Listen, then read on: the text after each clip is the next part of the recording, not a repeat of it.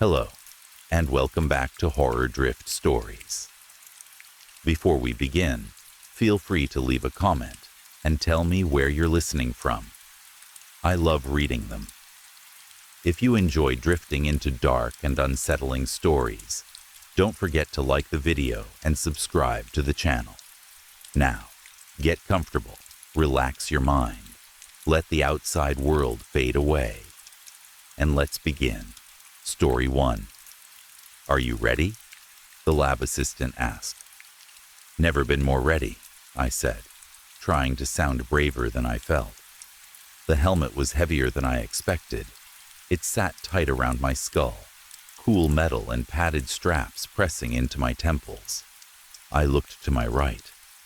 Catherine had already put hers on and was adjusting the chin latch with calm hands, like she was about to ride a bike, not step into someone's mind. To my left, Hector was fumbling with the wires and muttering under his breath. Beyond him, Stephen was already still, helmet on, hands folded in his lap, waiting for it to activate. The neurosurgery department at our university had been making headlines for months. They were calling it a breakthrough, a revolution, the next step in human experience. The machine was supposed to immerse you completely in another space, a dream space, a head-mounted device that could not only place you inside your own sleep world, but also, when multiple devices were linked, let you explore dreams together. The rumors were everywhere. Gaming companies were circling like sharks, imagining multiplayer worlds built out of raw subconscious.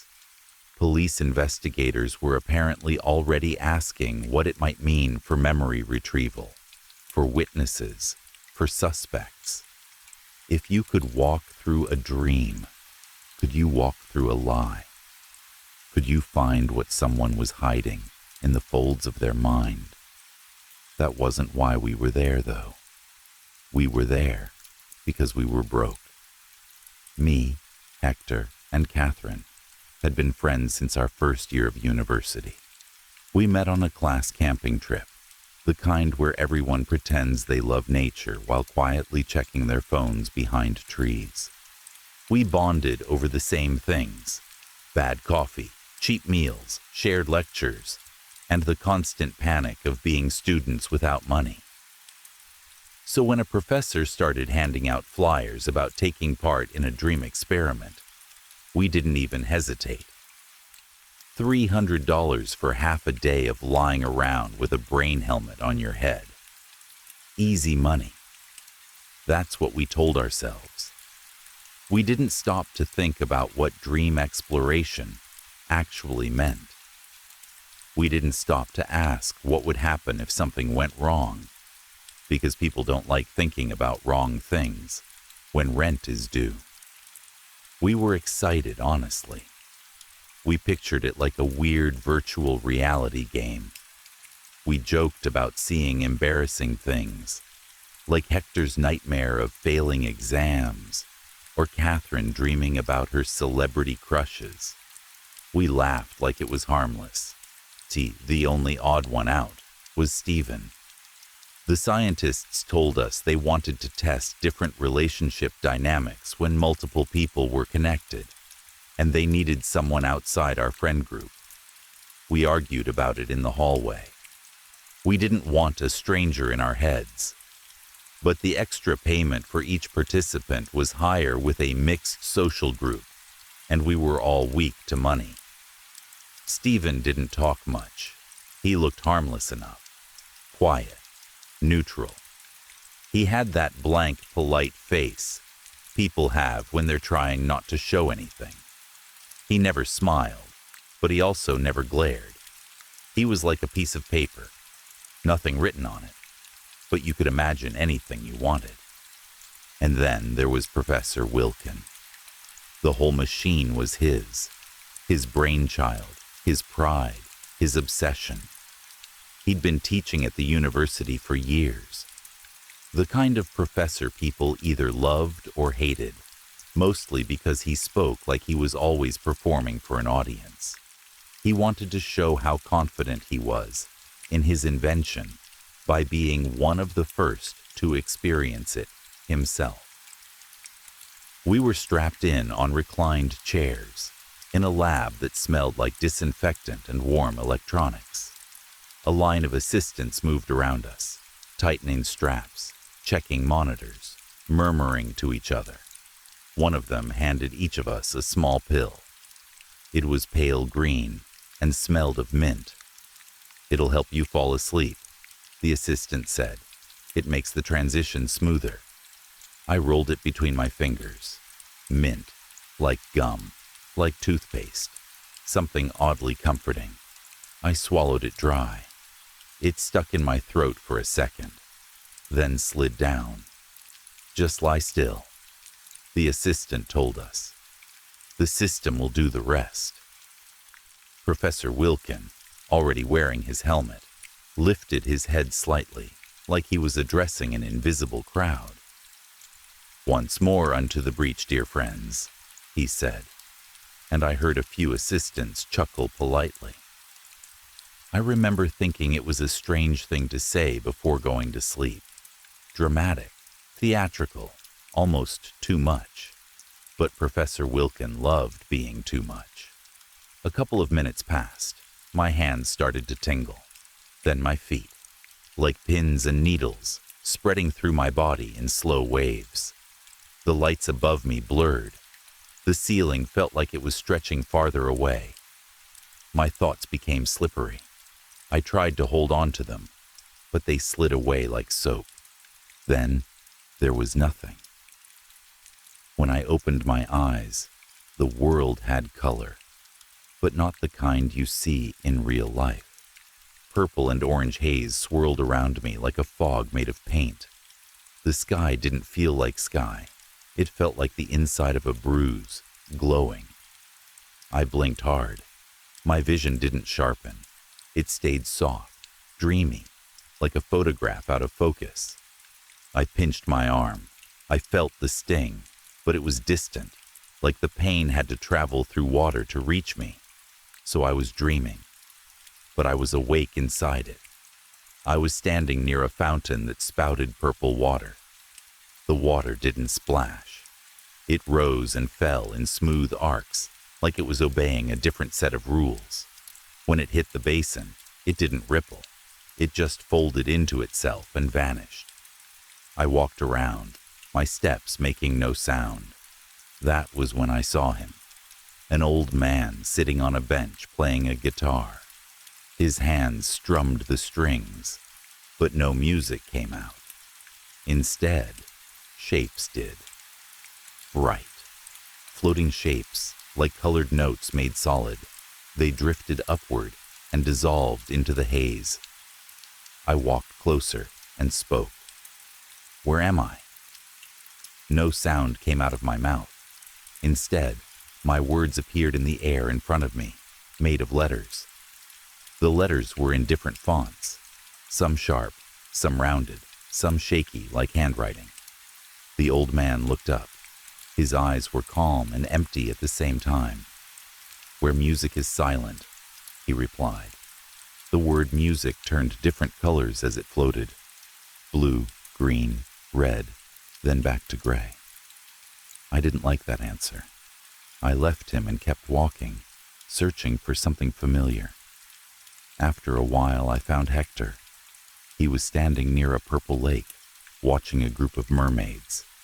They were singing, but again, no sound. Their notes came out as shapes, long, round, smooth like bubbles, drifting above their heads. Hector looked mesmerized, like the mermaids were hypnotizing him. I patted him on the back. He turned and pressed a finger to his lips in a shush motion, like I'd interrupted a concert. I asked him anyway, and my words rose as floating letters. "Whose dream is this?" Hector's words floated back. "Isn't it obvious? It's Catherine's." He pointed toward the middle of the mermaid group. Catherine was there, sitting among them like she belonged. She was singing too, brushing her hair with slow hands. In real life, she was a brunette, but here her hair was scarlet red, shining like wet paint. When Hector and I spoke, our letters drifted overhead, and the mermaids reacted like startled birds. They dove under the purple water in a smooth, silent rush. Catherine turned toward us. Her lower body shifted, a fishtail melting into legs like wax reshaping. She stood and walked over. "How are you guys finding my dream?" she asked.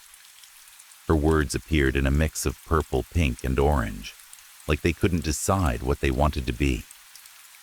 "Interesting," Hector and I replied at the same time. Our words collided in midair and vanished in a puff of smoke. We wandered for a while, exploring her bright, silent world. It felt playful, weird, but harmless, like an art student's fantasy. Then the sky began to pulse. At first I thought it was my eyes, but no, the colors were shifting. The purple haze darkened. A green hue spread like mold across the sky. The air felt heavier, like the dream itself had changed its mood. We found Professor Wilkin near a smaller lake. He was standing at the edge, hands behind his back, watching something with interest, even like a scientist watching an experiment. As we got closer, we saw what he was observing. Stephen was beating a mermaid. He stomped on her fishtail. He slapped her. He touched her in ways that made my stomach flip. The mermaid was still smiling, still blankly calm, like she didn't feel pain or didn't know she should. Stephen looked up when he noticed us. Catherine's face went hard. Her words flashed red as they appeared. "What the hell do you think you're doing?" Stephen shrugged. "What do you care? It's not real. Nothing we do inside here is." He gave the mermaid one last kick before walking toward us like he'd done nothing wrong. "It's still my dream, you creep," Catherine snapped. "Why didn't you stop him?" She turned to the professor. Professor Wilkin didn't look bothered. His words appeared plain white, neat, and calm. "I'm strictly here to observe." Catherine looked like she wanted to scream, or hit something, or both. Before she could say more, a door appeared in the air. A normal wooden door, like it belonged in someone's hallway. No handle, just wood and frame, floating like it had always been there. It opened by itself. Stephen glanced back at us. "You guys coming?" he asked, then stepped through first. We hesitated, then followed, because what else could we do? Professor Wilkin walked through last, like a man who believed he was always in control. And that's when sound returned. It was the first thing that hit me. The clatter of keyboards, the click of mice, the endless tap, tap, tap of typing, like rain that never stops. My eyes opened, and the world was drained of color. Everything was black and white and dull gray, like an office copy machine had printed reality. I was standing in a cubicle. I looked around, and cubicles stretched forever in all directions. Rows and rows, identical, like a maze built out of boredom. People sat at computers, wearing short-sleeved shirts, black pants, and gray ties. All of them had the same hairstyle, neat and flat, and none of them had faces.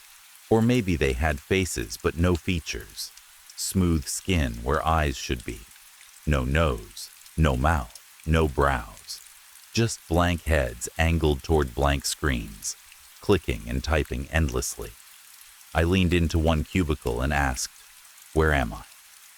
The worker lifted a hand and made the shush gesture, then went back to clicking like nothing mattered.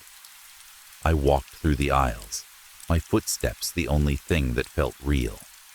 Somewhere ahead, there was shouting, the sound of arguing, sharp in this quiet monotony. It was Catherine. She was standing at a cubicle furious, yelling at one of the faceless workers. Her voice echoed, too loud in the endless gray. I tapped her shoulder. She turned, startled. "Damn, you scared me," she said. "I was arguing with this moron. There's no point to him working. It's not real. He wouldn't listen." She gestured to the worker, who had already returned to his blank screen. "Strange place, huh? Whose dream do you think this is?" I looked around the gray rows. Endless repetitive work, colorless world, dead feeling. "Let me guess," I said. "Endless forms, boring desk job, misery with fluorescent lighting. Pretty sure this is Hector's dream." Catherine snorted. "Where is he then? How can someone's dream be so boring?" "Maybe it's a nightmare," I said. "Come on, let's find him." We didn't get far before we heard another crash and another shout. We found Stephen again. He was beating on someone, smashing a computer monitor, hitting the worker with a keyboard like it was a weapon. The worker didn't scream, didn't fight back, just took it, blank and silent. "What is wrong with him?" Catherine asked, keeping her distance. "Does he just destroy everything wherever we go?" I didn't have an answer. None of us did. Stephen saw us and stopped, breathing hard like he'd been running. Then he smiled, casual. "Hey," he said, "found your guy, but he's busy." He pointed and we followed his gesture. 4 long lines of workers converged on a single point, like cues for a punishment. We cut through the lines, and the faceless workers booed and yelled in featureless voices, the angry at the idea of anyone skipping ahead. At the front was Hector. He sat in his cubicle typing like his life depended on it. His fingers hammered the keys like he was furious. On his screen was a form. As soon as he finished one, workers at the front of the lines slapped 4 more onto his desk. Paper after paper after paper. The pile grew until it touched the ceiling. Hector kept typing. Professor Wilkins stood beside him, watching again, silent and calm, eyes tracking Hector's movements like he was studying an insect. I reached out and touched Hector's shoulder. He didn't react. Catherine tried too. Nothing. He just muttered, "Gotta finish the forms." That was when Stephen stepped forward and kicked Hector's monitor in. The screen shattered into black fragments. Hector froze, blinked, and then looked at us like he'd just woken up from drowning. "Oh my God," he gasped. "Thank you." He actually shook Stephen's hand. Stephen gave us a look like he'd proved something, like he wanted credit for being violent. Before we could argue about it, another door appeared. This one was old, scratched, worn, like it had been opened too many times. We stepped through, because the doors were happening whether we wanted them or not. When my eyes opened again, I was lying in a child's bunk bed. The mattress was thin. The room smelled faintly of dust and old books. I felt small. I sat up fast and stared at my hands. My fingers were tubby. The skin was smoother. My arms were shorter. I was a child again. A voice rang out. Adult voice in a child room. "Hey, anyone else here?" "Hector." I shouted back, and my voice was wrong too. In adult voice from a kid's mouth. "I'm here." "What the hell is this?" Hector demanded. I climbed down carefully, the ladder feeling huge. The bedroom looked ordinary. A wardrobe, a bookshelf, a desk, posters on the wall. One of Paul Bunyan, big and heroic. Another that said, "American Tall Tales, Paul Bunyan," with him carrying a deer on his shoulder. Hector popped up from the lower bunk. Tiny version of himself with adult frustration in his voice. We stared at each other for a second. Then both of us started laughing, It was ridiculous. Catherine walked in, and she was small too. Haircut short, yellow dress. She looked like a doll version of herself. We laughed at each other, and for a moment, the fear eased. Then we heard a voice from downstairs. "Steve, you home?" It was harsh, slurred, drunk. No one answered. "Steve, where are you? Don't make me come up there, boy." The voice came closer, climbing stairs. Each footstep hit the wood with a heavy thud, like a warning. We heard sniffles. They came from the wardrobe. Catherine opened it slowly, and inside was Stephen. But this Stephen wasn't the one who kicked monitors and punched workers. This Stephen was curled up, hands over his face, shaking. He was crying. "Stephen," I said carefully, "is that your father?" He didn't look up. His shoulders trembled harder. "Stepfather," he whispered. The steps reached the landing. The door burst open. A man filled the doorway like a wall of muscle. Huge body, jeans, belt, checkered shirt. Thick beard that seemed to stink of alcohol, even in a dream. He looked like Paul Bunyan. In this tiny room, he was a giant. He pushed through us like we were toys and scanned the room. When then he heard the sniffle again, turned, and yanked Stephen out of the wardrobe. Stephen cried louder. "What did I tell you?" the giant demanded. "You mow the goddamn lawn when I tell you. You disobeyed. You know what that means?" He pulled off his belt. Stephen threw his arms over his head. We moved to stop him. I grabbed at the man's arm. Hector shoved at his side. Catherine yelled, voice shaking. The man flicked his arm and we went flying like dolls. Then he started hitting Stephen. Swish, thwack, swish, thwack. The sound was clean and sharp. The belt cut the air, hit flesh again and again. Stephen's arms went red, then darker, then bled. The man only stopped when blood was visible, like that was the line. He leaned close, gave Stephen a warning look, then stomped out of the room, his footsteps fading downstairs. Stephen crawled out of the wardrobe slowly, breathing in broken gasps. "I'm so sorry," Catherine whispered. "It's nothing," Stephen said too quickly, like he'd said it 1,000 times. We stood there in silence, stuck in that awful heaviness, when another door appeared. Catherine looked at Stephen, hesitant. "This is awful to ask," she said, "but why did you dream of mermaids when your stepfather was hitting you?" Stephen frowned. "What do you mean? I'm not dreaming about some girly mermaid." Catherine's face tightened, "because I saw them in the other room." At that, Professor Wilkins' expression changed, the first real emotion I'd seen from him. Something dark flickered across his face. "Are you absolutely sure?" he asked, suddenly serious. "The same mermaids, like the ones in Catherine's dream?" "Pretty sure," Catherine said. Yeah." Professor Wilkins swallowed. "Then maybe the spillover effect happened."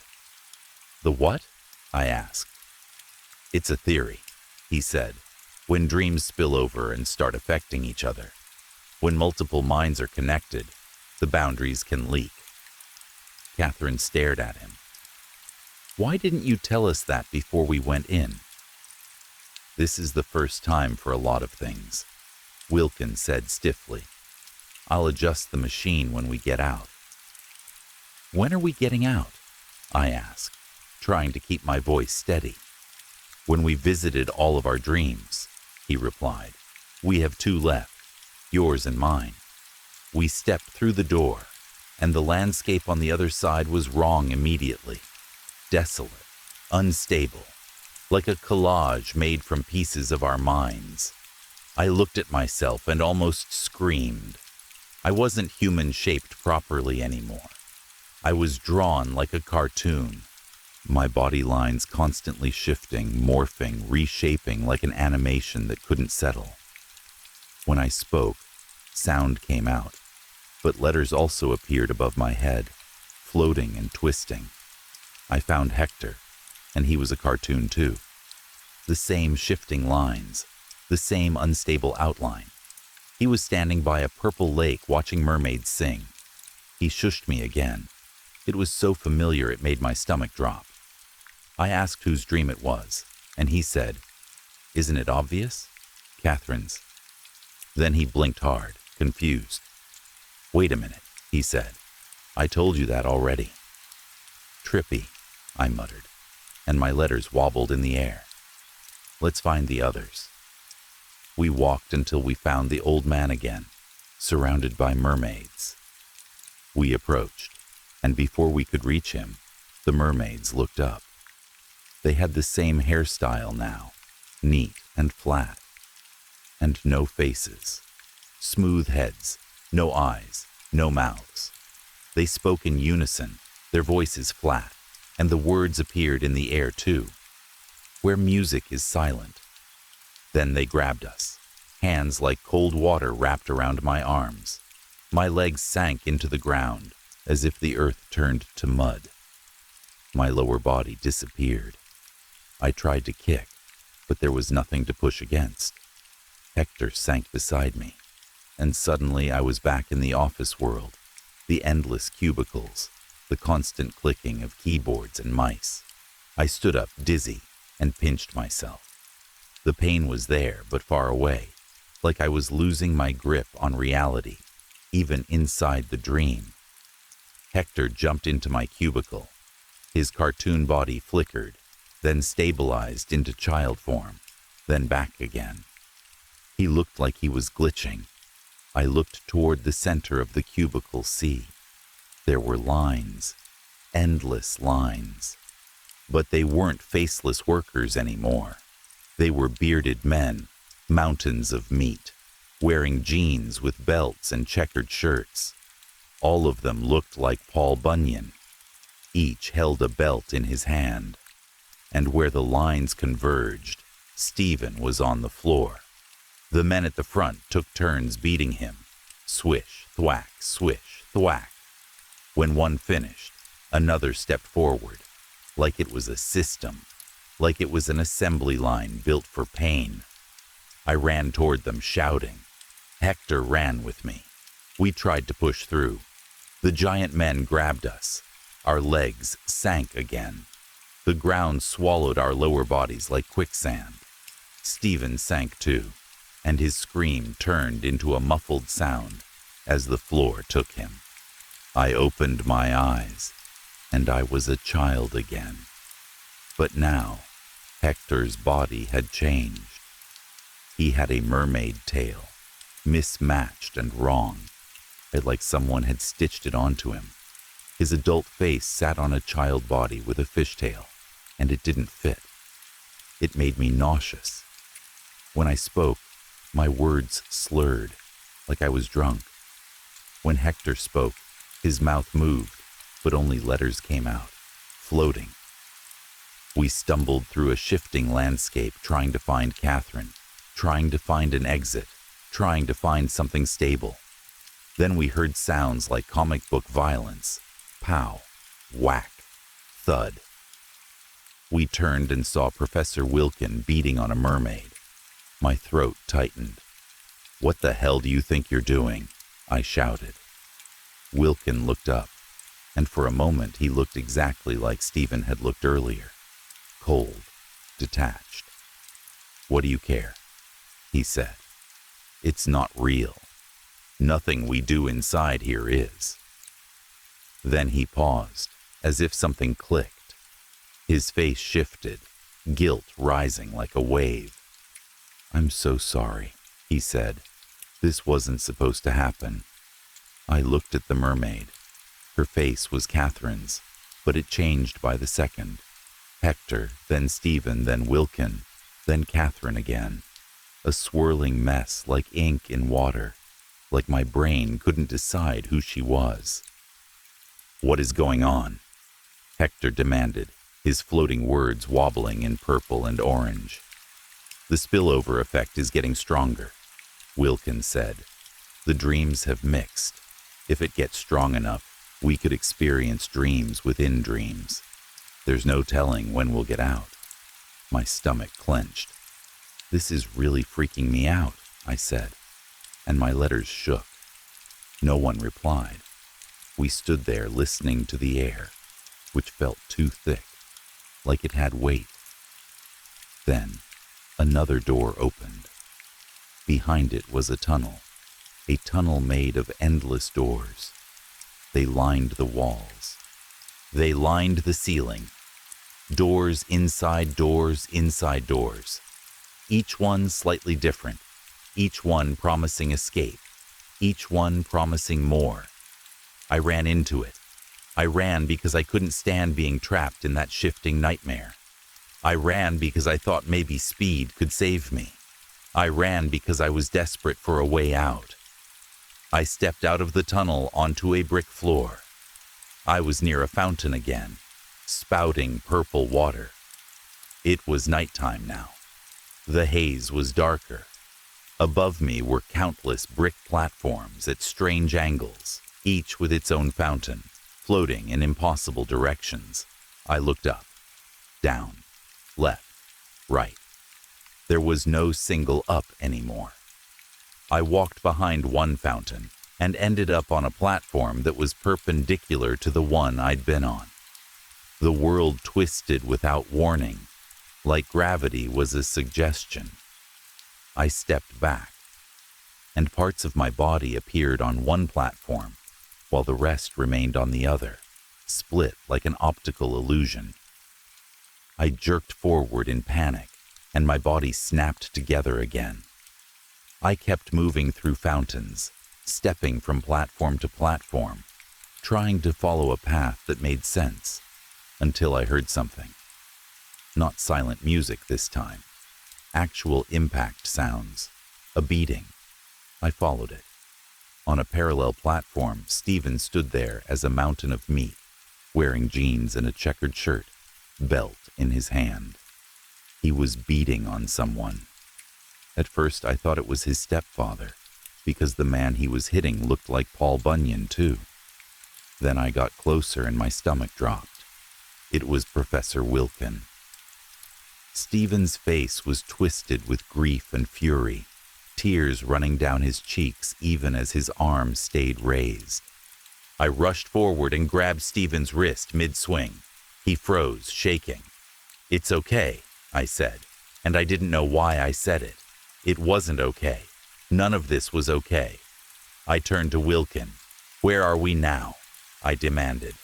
Wilkin's eyes locked on mine. He looked older here, tired, haunted. "Where there is no music," he replied, and then his face opened. Not like a mouth, like a tunnel of endless doors, yawning in his features, wood and hinges and darkness. I was sucked toward it like a drain. I tried to grab the brick floor, but my fingers slipped. The air pulled me in. Doors rushed past, endless frames, endless thresholds. I fell through and slammed back into the lab. I was strapped to the chair, helmet on my head, wires attached. I could feel my real body now, heavy and sweating. "Thank God," I screamed, yanking at the straps.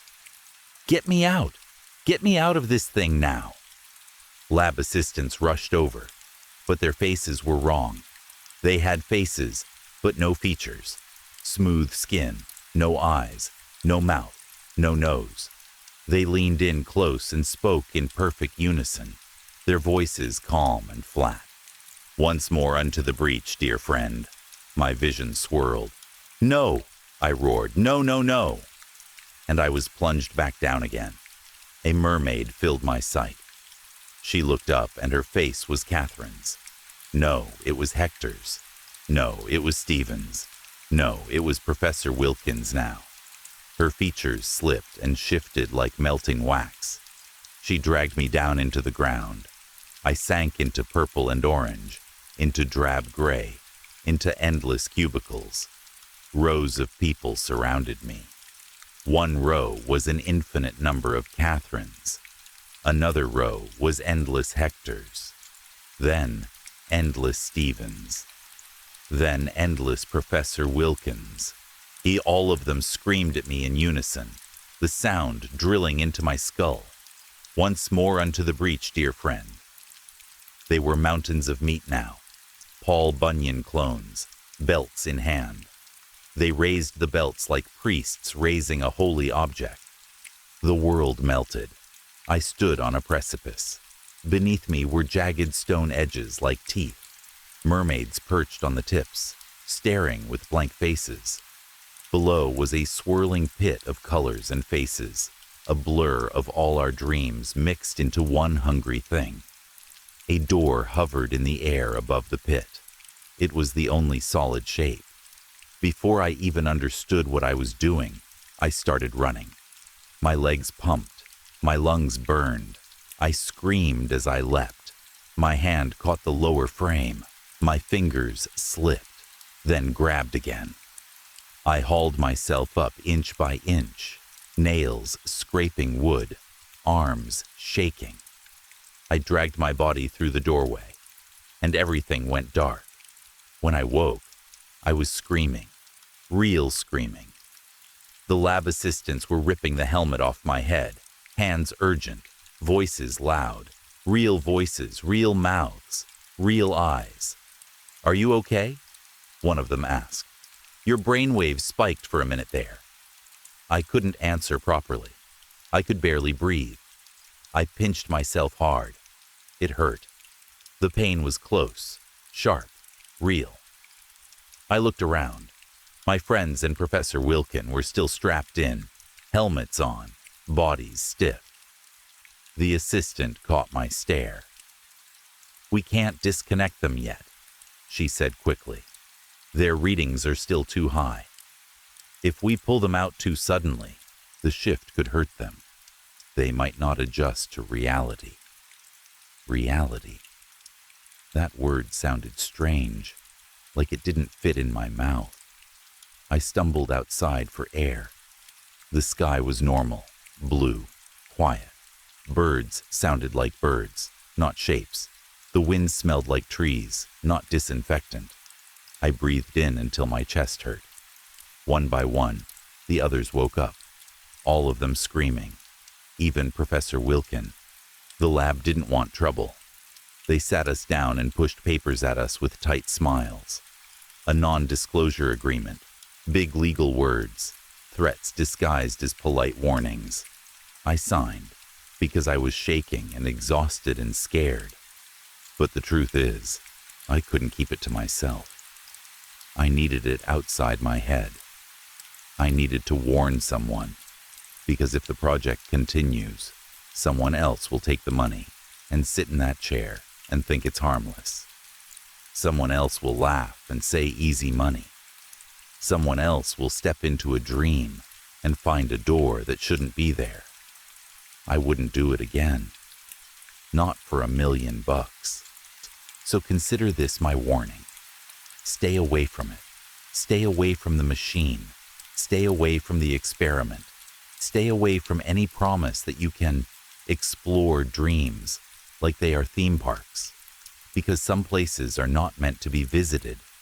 And even now, weeks later, there are moments when I sit alone and my head swirls. My vision flickers, just for a second, like a screen glitch. I pinch myself when it happens, and my heart jumps whenever the sensation feels distant, like it's traveling through water again. Sometimes when the room is quiet and I'm trying to fall asleep, I hear it, clear as a voice in my ear. "Once more unto the breach, dear friend." And I lie there with my eyes wide open, listening to the silence, wondering if I ever truly woke up at all. Story 2. Rocket is pressed against my leg so hard he's shaking, and someone is trying keys in my laundry door. If this cuts out mid-sentence, that's probably the moment they get in. The tapping on the windows stopped a few minutes ago. The doorbell finally went quiet too. But whoever is outside just tried the front door, then the side gate, and now I can hear metal scraping at the back. It's that thin, ugly sound of someone testing a lock, like they have all the time in the world. The worst part isn't even that someone is trying to break in. The worst part is that they shouldn't need a key, but it sounds like they have one. And if I'm right about who it is, he has been inside my house already. Not once. Not by accident. He's been inside for weeks, like it's normal. Like he's been practicing. It started at the dog park. I go to the same park most mornings with Rocket. It's a big off-leash place with a worn strip of grass, some benches that always feel damp, and a scrappy little line of trees at the back. Beyond that is a strip of woods that looks way creepier than it has any right to in daylight. It's not even a proper forest. Just enough tangled branches and shadow to make you feel watched when you're alone. The day I met him, it was stupidly normal. Bright blue sky, the kind that makes you squint. Coffee in a keep cup. People doing the usual dog owner small talk, like it matters. Rocket was doing his zoomies, running in wild circles like his brain had temporarily left his body. I was half on my phone, half pretending to be the type of adult who remembers to stretch and drink water. "Is that a camera to watch your dog?" The voice came from behind me, close enough that I jumped. I turned and saw this man standing there, maybe late 30s. Hoodie, beanie. The type of outfit that's meant to look casual, but also means you could walk out of a crowd and nobody would remember you, except his eyes. They were too pale, too still. He had a face you'd forget if you weren't paying attention, but the eyes made you pay attention whether you wanted to or not. Like he wasn't fully blinking, like he didn't need to. He nodded at my phone. On my lock screen, I had a thumbnail from my PetCam app, the little live image of my living room. "Yeah," I said, trying to sound normal. Helps with the separation anxiety. His mouth twitched. Not a smile, not really. More like the idea of a smile. "Yours or his?" I did the polite laugh, the social laugh. The one you do when a stranger says something slightly weird and you want to keep the interaction friendly, so it ends quickly and safely. He had a dog with him too, some Kelpie mix going absolutely feral on a tennis ball. The dog was great. The dog was normal. If it wasn't for the dog, I think I would have walked away straight away. We did the dog park handshake thing. Names, ages, the usual, "He's usually not like this, I swear," line people always say, even though we all know dogs are like that all the time. He said his name was Liam, or at least that's what he said. When he said it, it sounded like he was testing it in his mouth. Then he started asking questions that were a bit too specific. "So you work from home?" he said, like he already knew the answer. "You must, right? I always see you here around this time." The way he said always made my skin tighten, like he wasn't just making conversation, like he was taking notes. I shrugged like it didn't bother me. Freelance, flexible hours. He smiled like that confirmed something for him, like he'd just clicked a piece into place. We talked for about 15 minutes. It wasn't terrible. He was intense, sure, but people are intense sometimes. I've met worse at that park.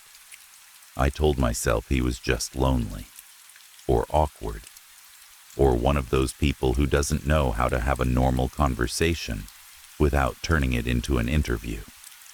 Only right at the end did it get properly wrong. Rocket ran over because he'd heard that silly baby voice tone Liam was using. Rocket loves attention. He's shameless. And I did what I always do, without thinking. I leaned down and scritched Rocket's chest the way I do in the kitchen when nobody's around. And I said, "Who's my little man?" Rocket did the happy dog wiggle and leaned into my hand. And Liam said softly, like he was pleased, "Ah, that thing you do in the kitchen." I straightened up so fast my knees popped. "What?" He watched me. Too close, too focused. "You always do that in the hallway, right by the laundry. You say it the same way." For a second, the world went very sharp. The park noise seemed to punch in. Other dogs barking. Someone calling Daisy in an annoyed voice. A squeaky toy screaming somewhere. All of it suddenly loud and wrong.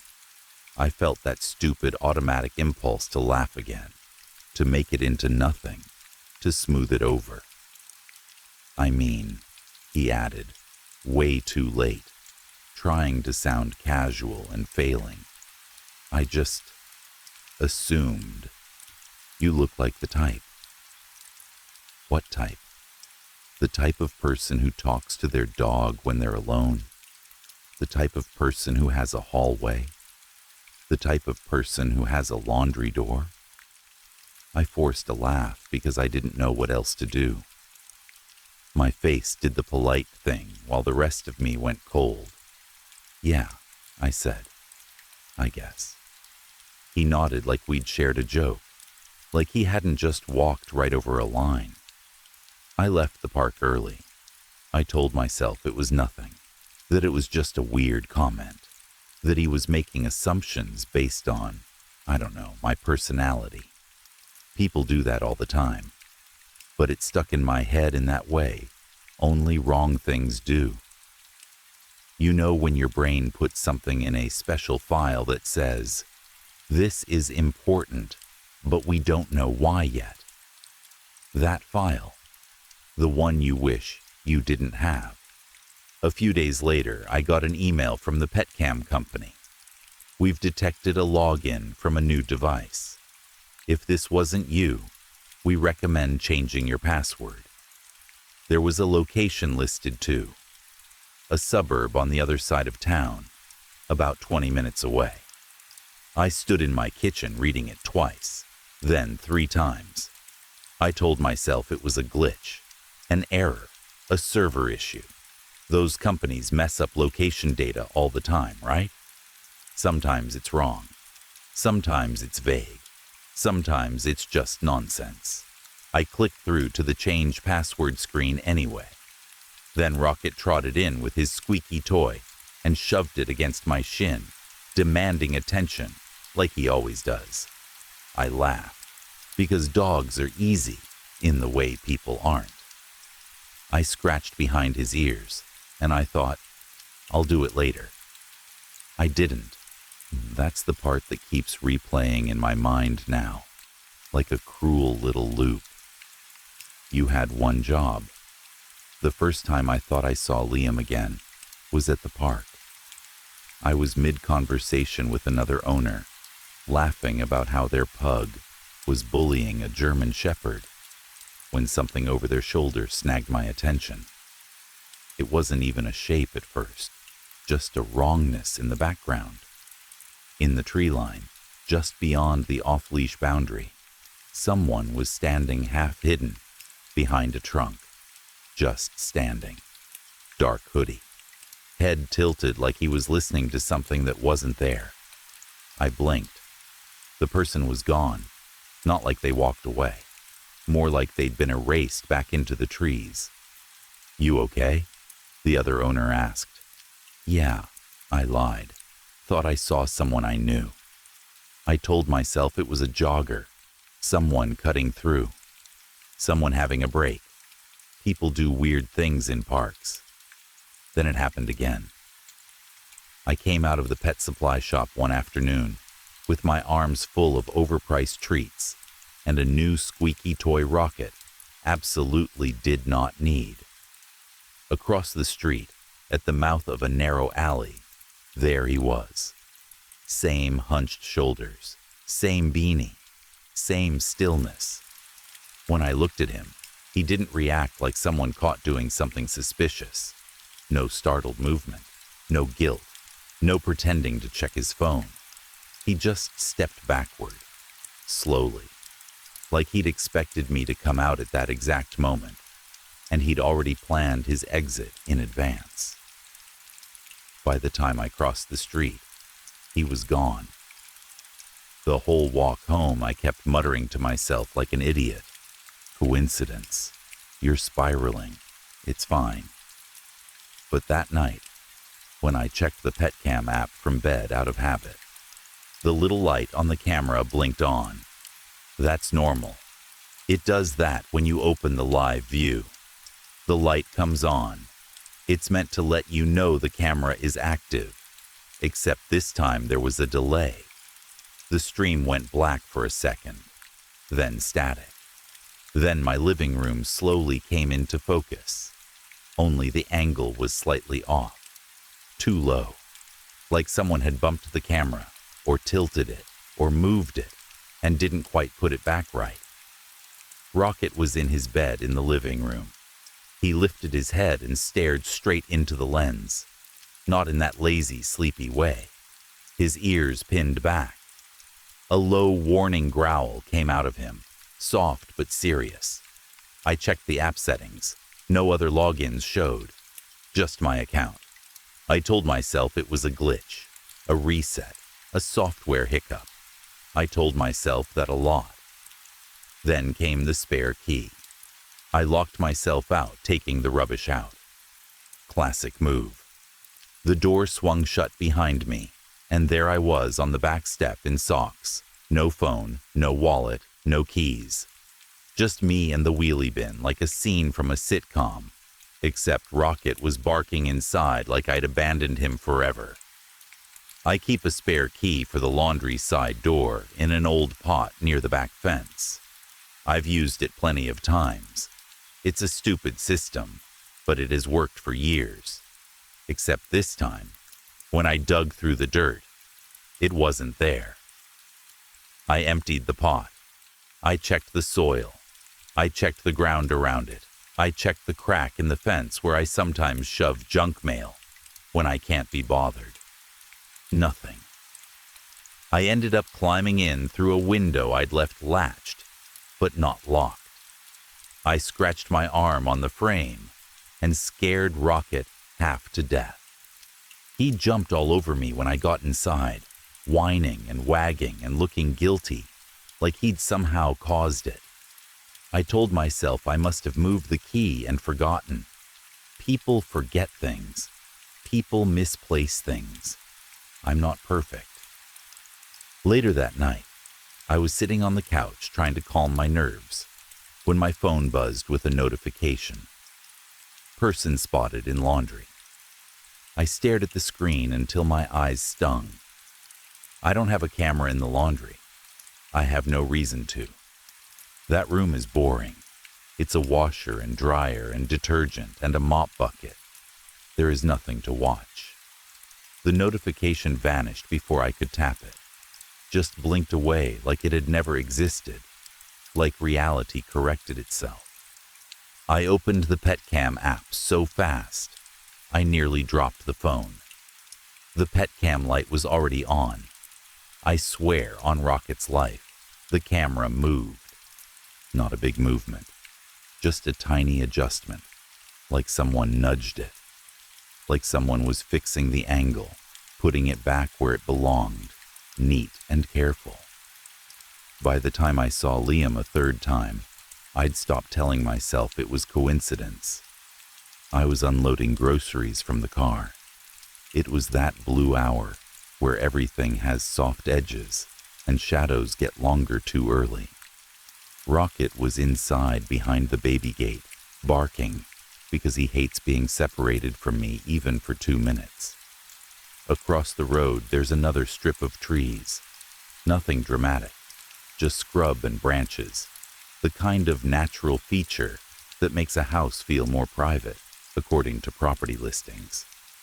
I shut the boot, turned with bags in my arms and froze. Someone was standing between the trees, not moving, just watching the house. The posture was the same, the stillness, and the head tilt, like he wasn't watching in a normal way, like he was studying. "Oi!" I yelled before I could stop myself. "Can I help you?" The figure didn't run, didn't flinch, didn't do anything human. It just stepped sideways into shadow and disappeared. When I got inside, Rocket was staring at the living room camera, growling low, the sound rattling in his chest. The pet cam light was already on. And that brings me back to tonight. I finally decided to do the sensible thing. New password, two-factor authentication, everything tightened, everything locked down.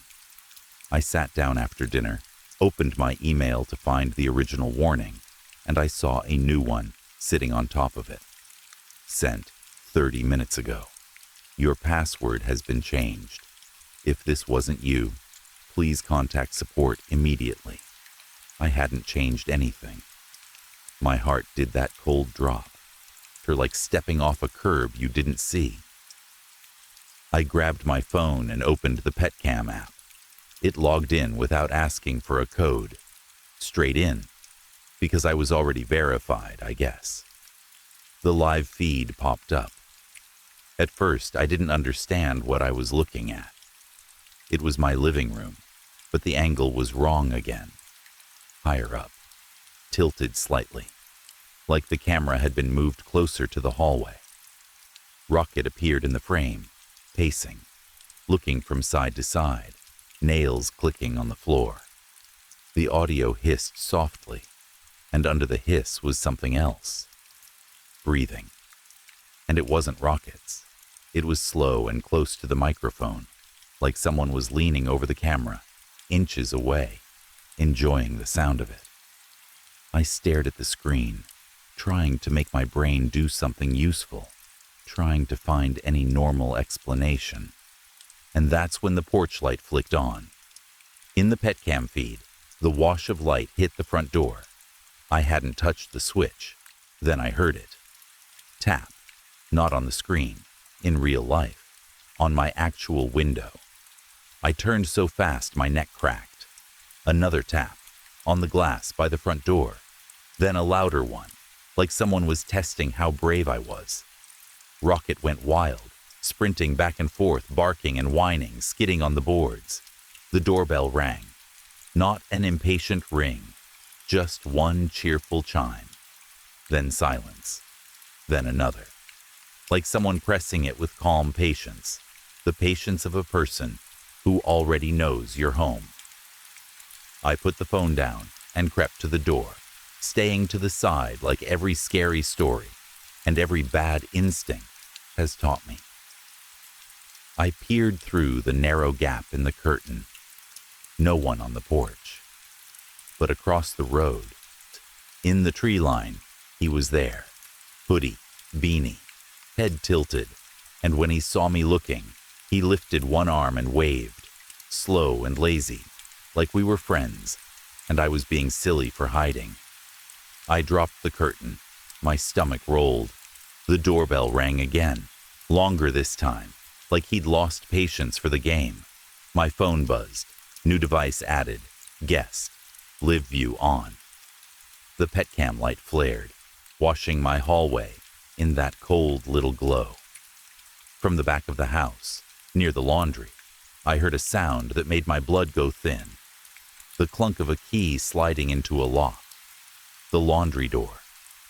For a moment, I couldn't move. My body went blank, like my muscles had forgotten how. Then the key turned. It was a normal sound. Familiar. The sound of belonging. The sound of someone who has done it before. The laundry door creaked open. Rocket stopped barking. He went very still, ears flat, staring down the hall. A soft whine leaked out of him, the kind of sound he makes at the vet, the kind that says he knows something I don't. The PetCam app on my phone switched feeds. I didn't touch it. It cut from the living room to a view I had never seen before. My hallway. From behind me. There is no camera there. On the screen, I could see the back of my own head, my shoulders, Rocket pressed against my leg, the open mouth of the laundry doorway at the end of the hall, black beyond it. Something shifted inside that darkness. Not a full person stepping into view, just a pale shape, like knuckles on the doorframe, like a hand resting there, patient. The audio crackled, and a voice came through my phone speaker, too close, like it was whispering straight into my ear. "I told you," it said. "You always do that in the hallway when you're scared." My fingers went numb. My phone felt too heavy, like it was made of stone. The doorbell rang again once, sharp and neat, like punctuation. Rocket stared at the phone, now instead of the hallway. His tail curled under his body. He was trembling so hard I could feel it through my leg. From the back, I heard slow footsteps on the tiles. Bare feet, careful steps, moving from the laundry toward the hallway boards, toward me. The PetCam light went out, but the breathing didn't. It kept coming through the speaker, slow and close, like someone smiling with their mouth right next to the microphone. I'm still on the floor. Rocket is still pressed against me. I can hear the steps getting closer, and the worst part is that the house isn't loud. Nothing is crashing. Nothing is breaking. Whoever this is, they're not forcing their way in. They're walking like they live here, like they've always lived here. And I don't know what I'm more afraid of, that it's Liam, or that Liam was never his real name at all. Story 3. It happened while I was sailing in the bay. One moment I was adjusting the ropes, the next, the wooden boom swung hard and fast toward my head. I remember the sound more than the pain, a dull crack, like wood striking bone, and then the world folded in on itself. Stars stretched into long white lines, galaxies bent and twisted, pulling me through a tunnel that felt both endless and impossibly tight. I remember thinking I was falling, not into water, but into something much larger and colder. Then I woke up in my apartment. I screamed the moment I opened my eyes, not just because of the terror of being knocked overboard, or even because of the strange cosmic vision that still burned behind my eyelids.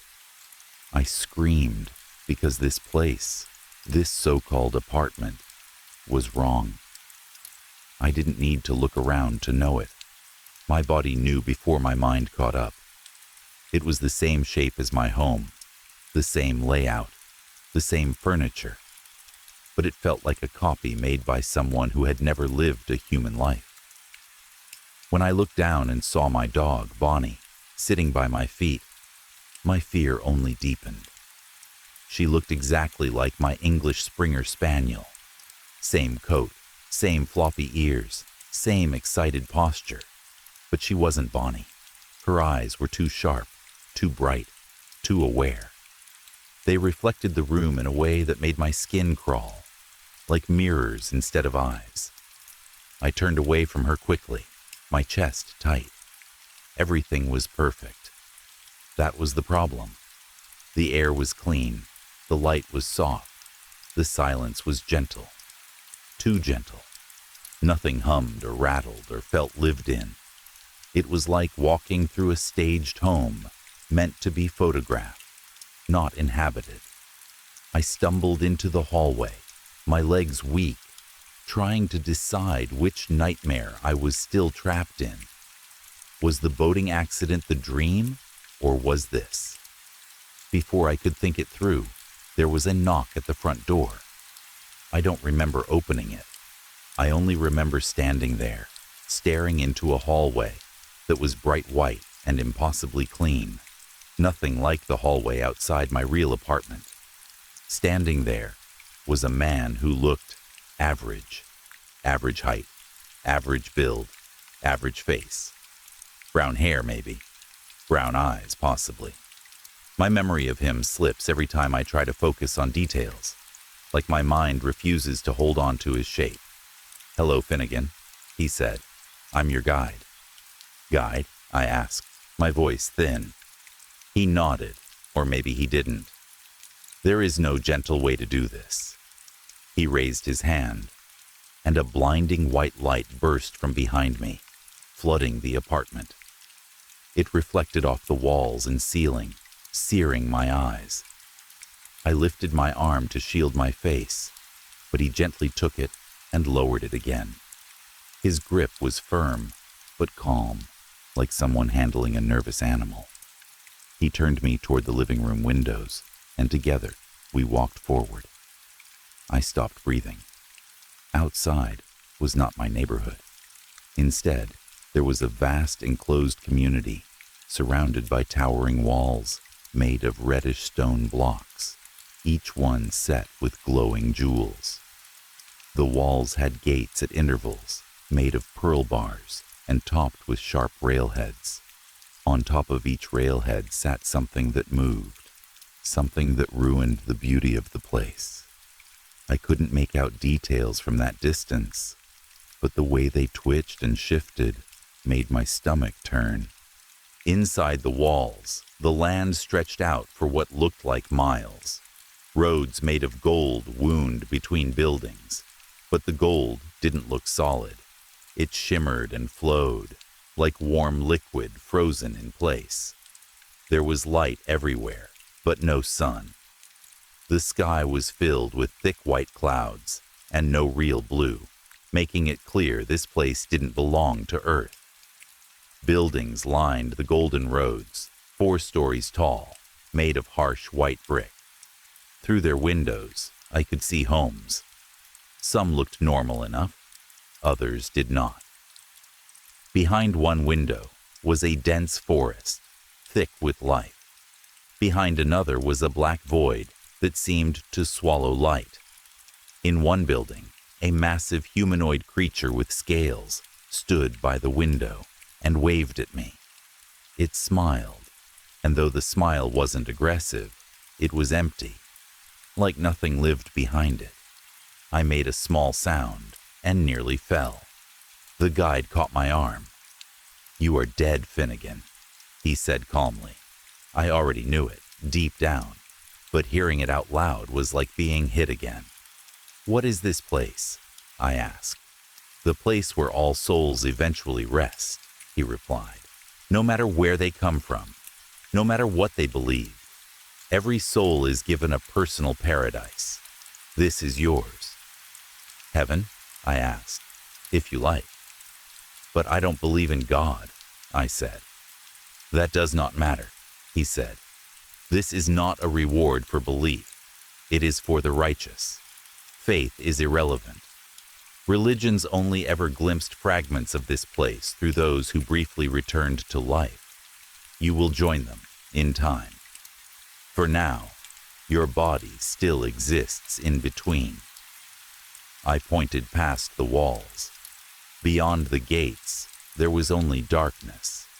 Not empty darkness, but something heavy, alive.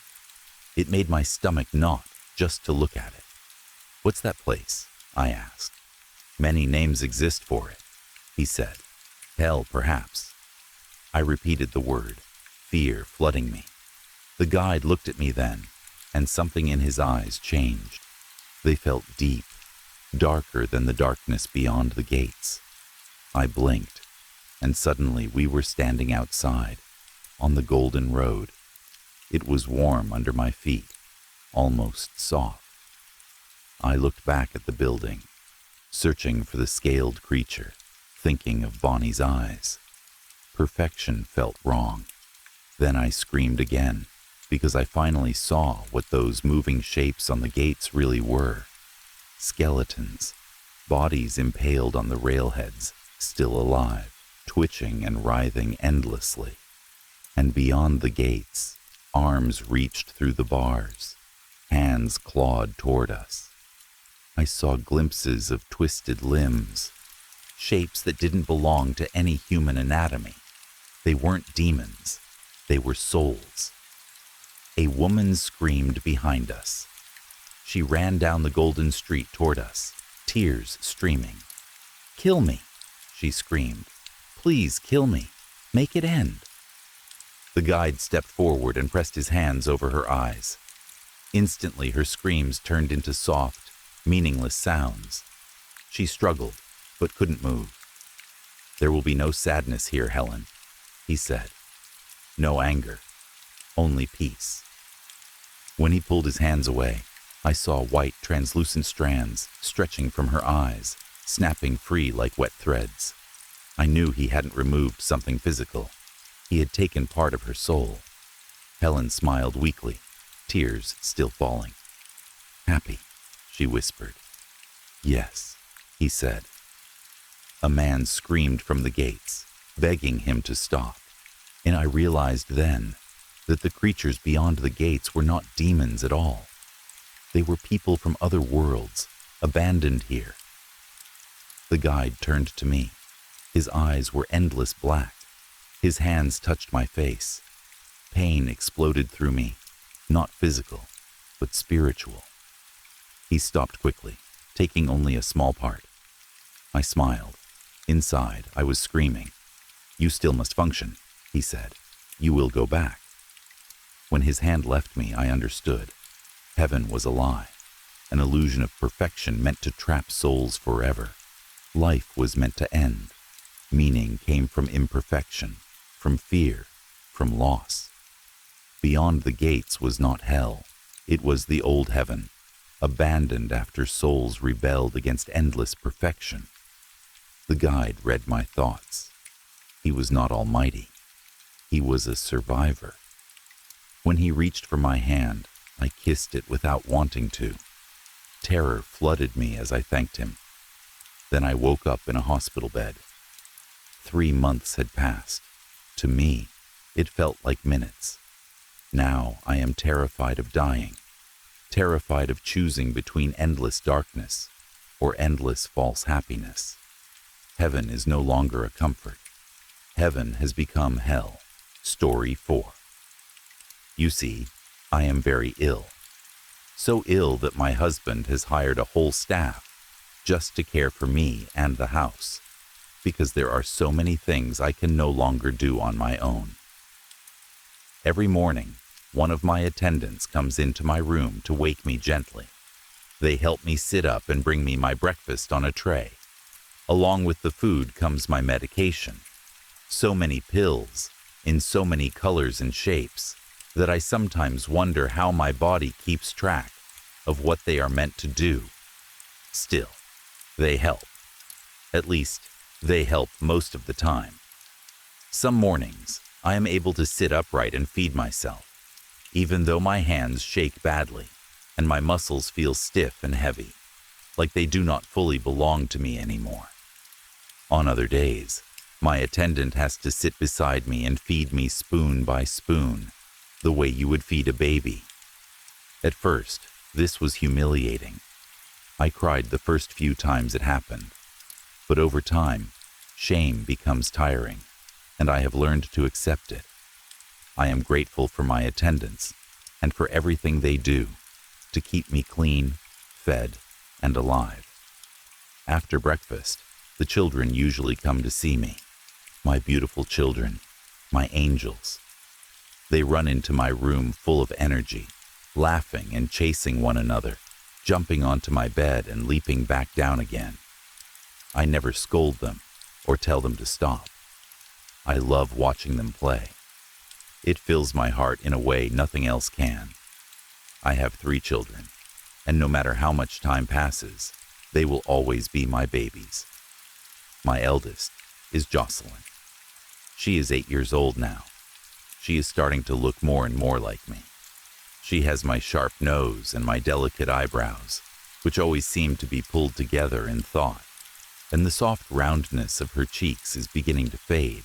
and every time I notice it, my chest aches. She is growing too fast, and I wish I could slow time down just a little.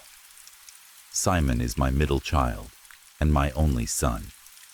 He is 6 years old, and he has always been a wild one. Rules never seem to sit well with him, no matter how often my husband and I tried to enforce them. He has my full lips, and I can already see hints of his father's strong brow and jaw taking shape. He reminds me of a marble statue, all hard lines softened by childhood. Even so, when I look at him now, he seems far too grown up. My youngest is Eveline. She is only 3. She has a sweet, round little face with long eyelashes and rosy cheeks that beg to be kissed. She cannot run as fast or jump as high as her siblings, but she always tries to keep up. She is the one who still cuddles with me the most.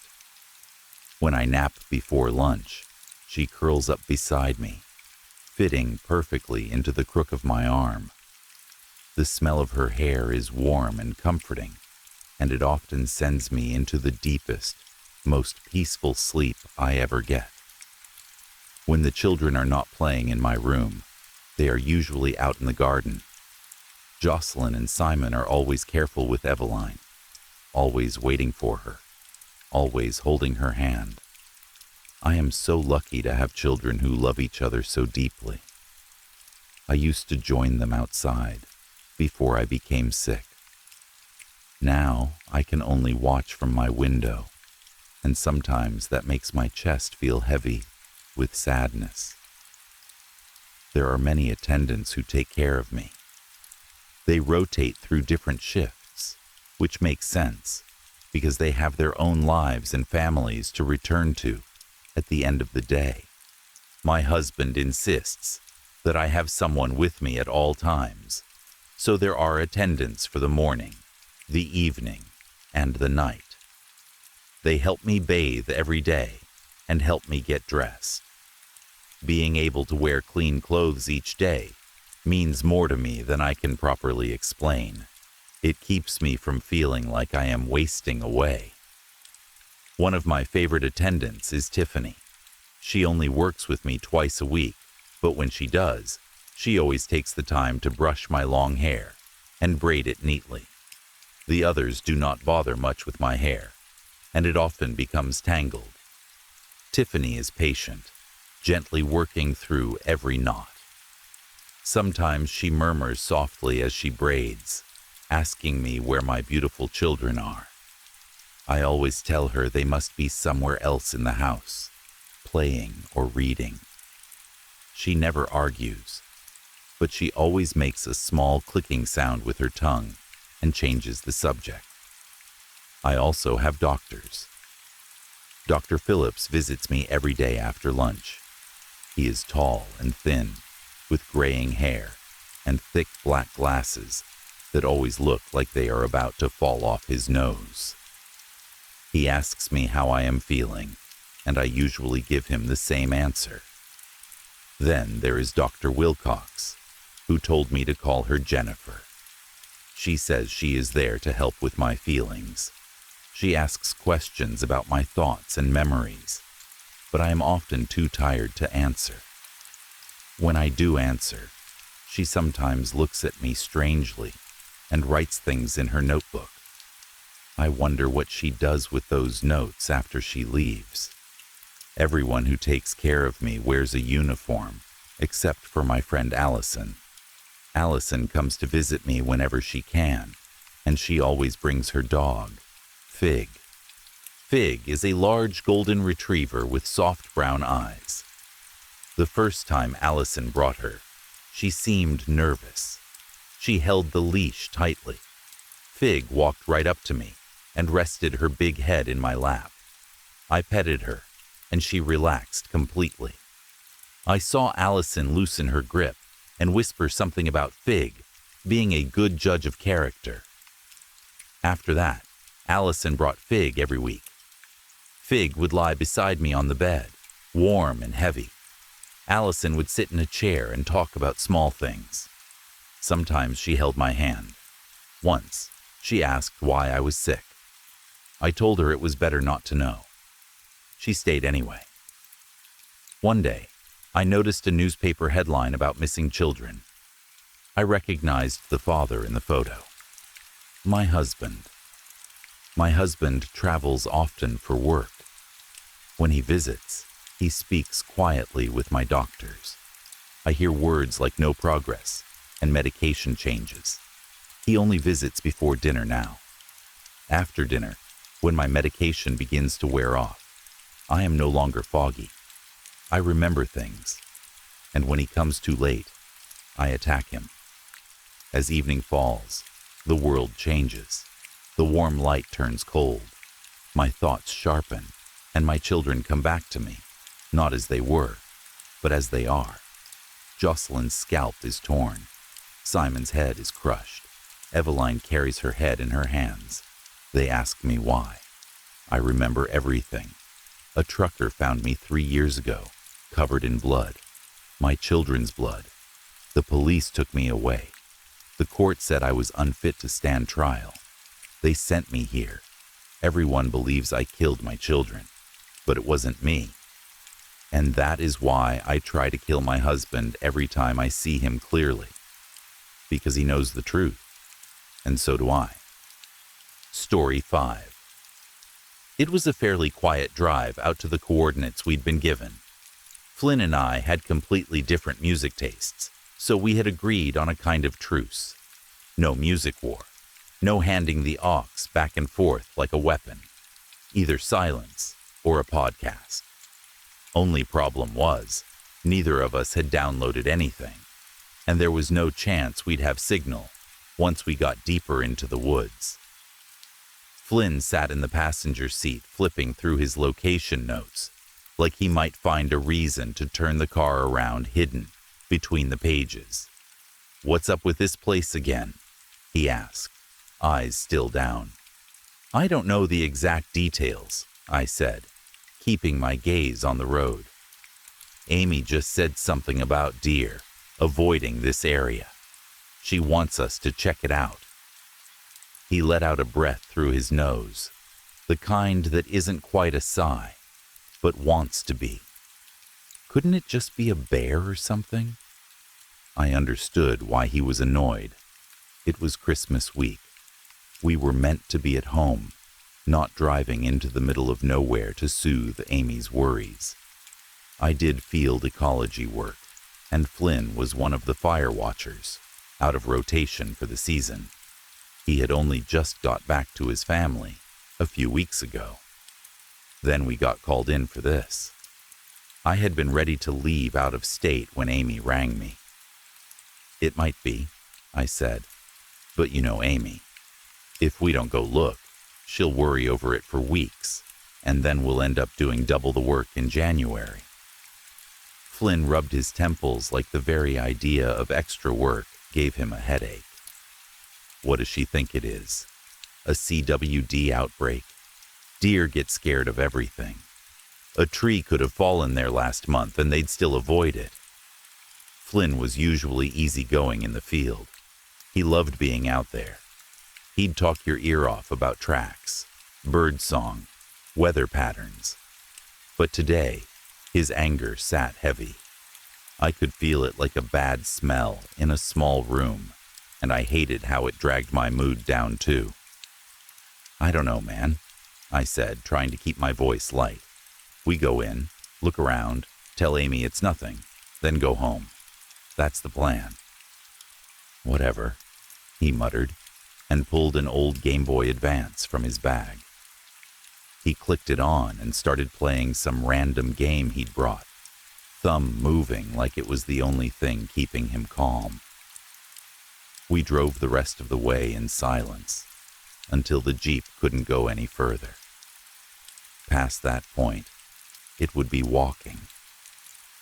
Despite his mood, I saw the change in him the second the engine went quiet and the cold forest air hit his face. Flynn always loved to hike. Even when he was angry, the woods could soften him a little. "Let's get this over with," he said, swinging his pack onto his shoulder. We traded the map and compass back and forth every 10 minutes. The forest was mostly untrailed, the ground uneven and cold, the kind of winter silence where every small sound feels louder than it should. It took us about an hour and a half to reach the general location. At first, it looked normal. Just trees and brush and a small rock outcropping dead center on the coordinates. We circled it, checking the ground, looking for tracks, scat, claw marks, anything. There was nothing obvious. No bear sign, no carcasses, no strange smell. But there were plants around the outcropping that caught my attention in a way I couldn't fully explain.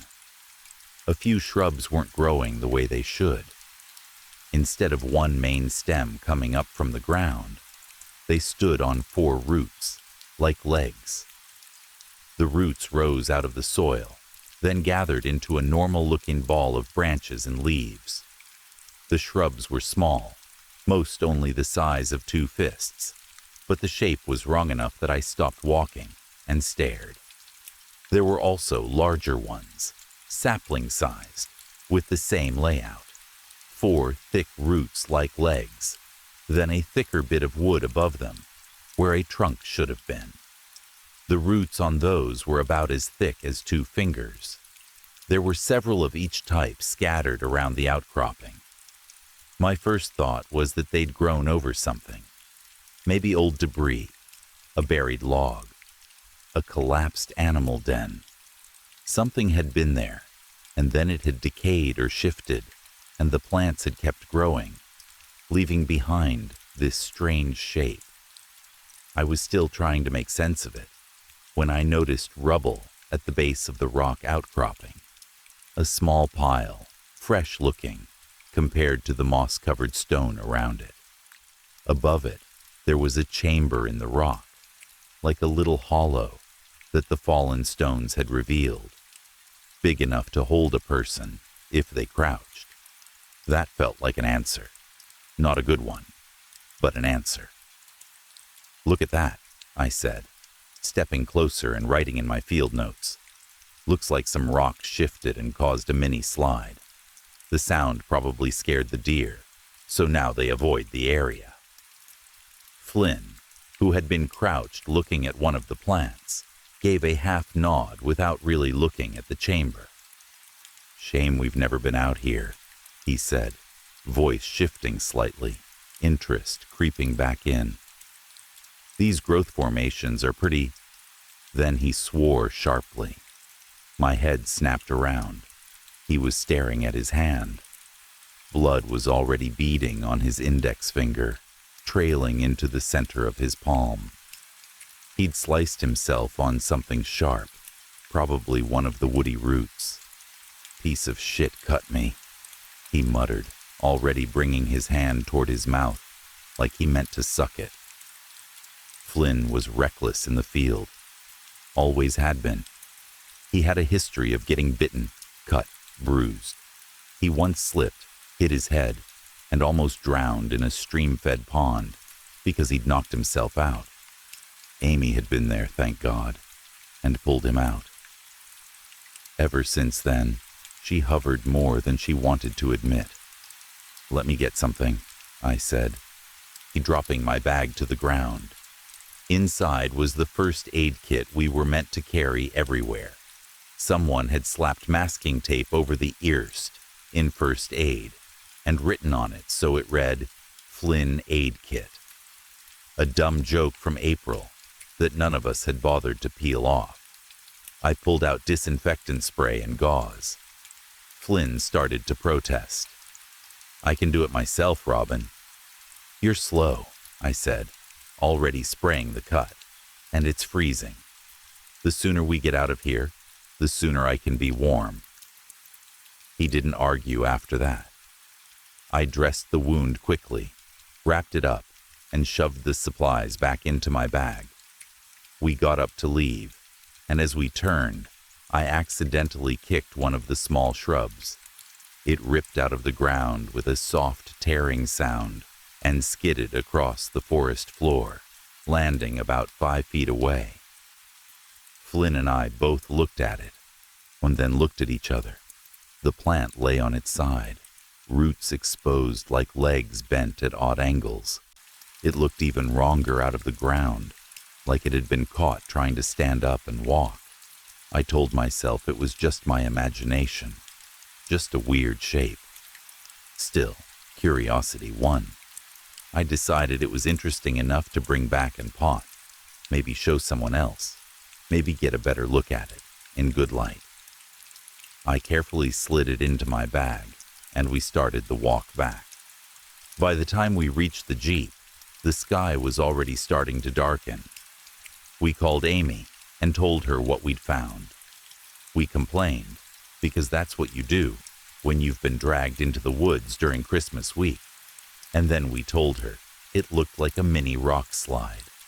Nothing more. Flynn left as soon as we got back to the main research cabin. He wanted to get home to his wife and kids. I stayed because I still had packing to do, and now I had extra cleaning on top of it, since my trip was delayed by this job.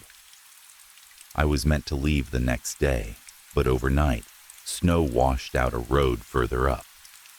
My car was a 2007 Toyota Corolla. It was not built for that. I was stuck until someone could come with a better vehicle. So I did what anyone would do when trapped in a cabin with nothing to do. I distracted myself. I took the plant out of my bag and spent about an hour potting it, trying to make it look as normal as possible, even though it wasn't. After that, I sat in the common area and watched DVDs. Someone had left stacks of Christmas films over the years, so I worked my way through them. I fell asleep halfway through my second rewatch of Home Alone. Around noon the next day, I woke up, made oatmeal and fruit, and checked my phone. There was a text from Flynn. "Hey man, I just got in late last night and woke up with a fever. Are you feeling all right?" I frowned at the screen. "I'm all right," I wrote back.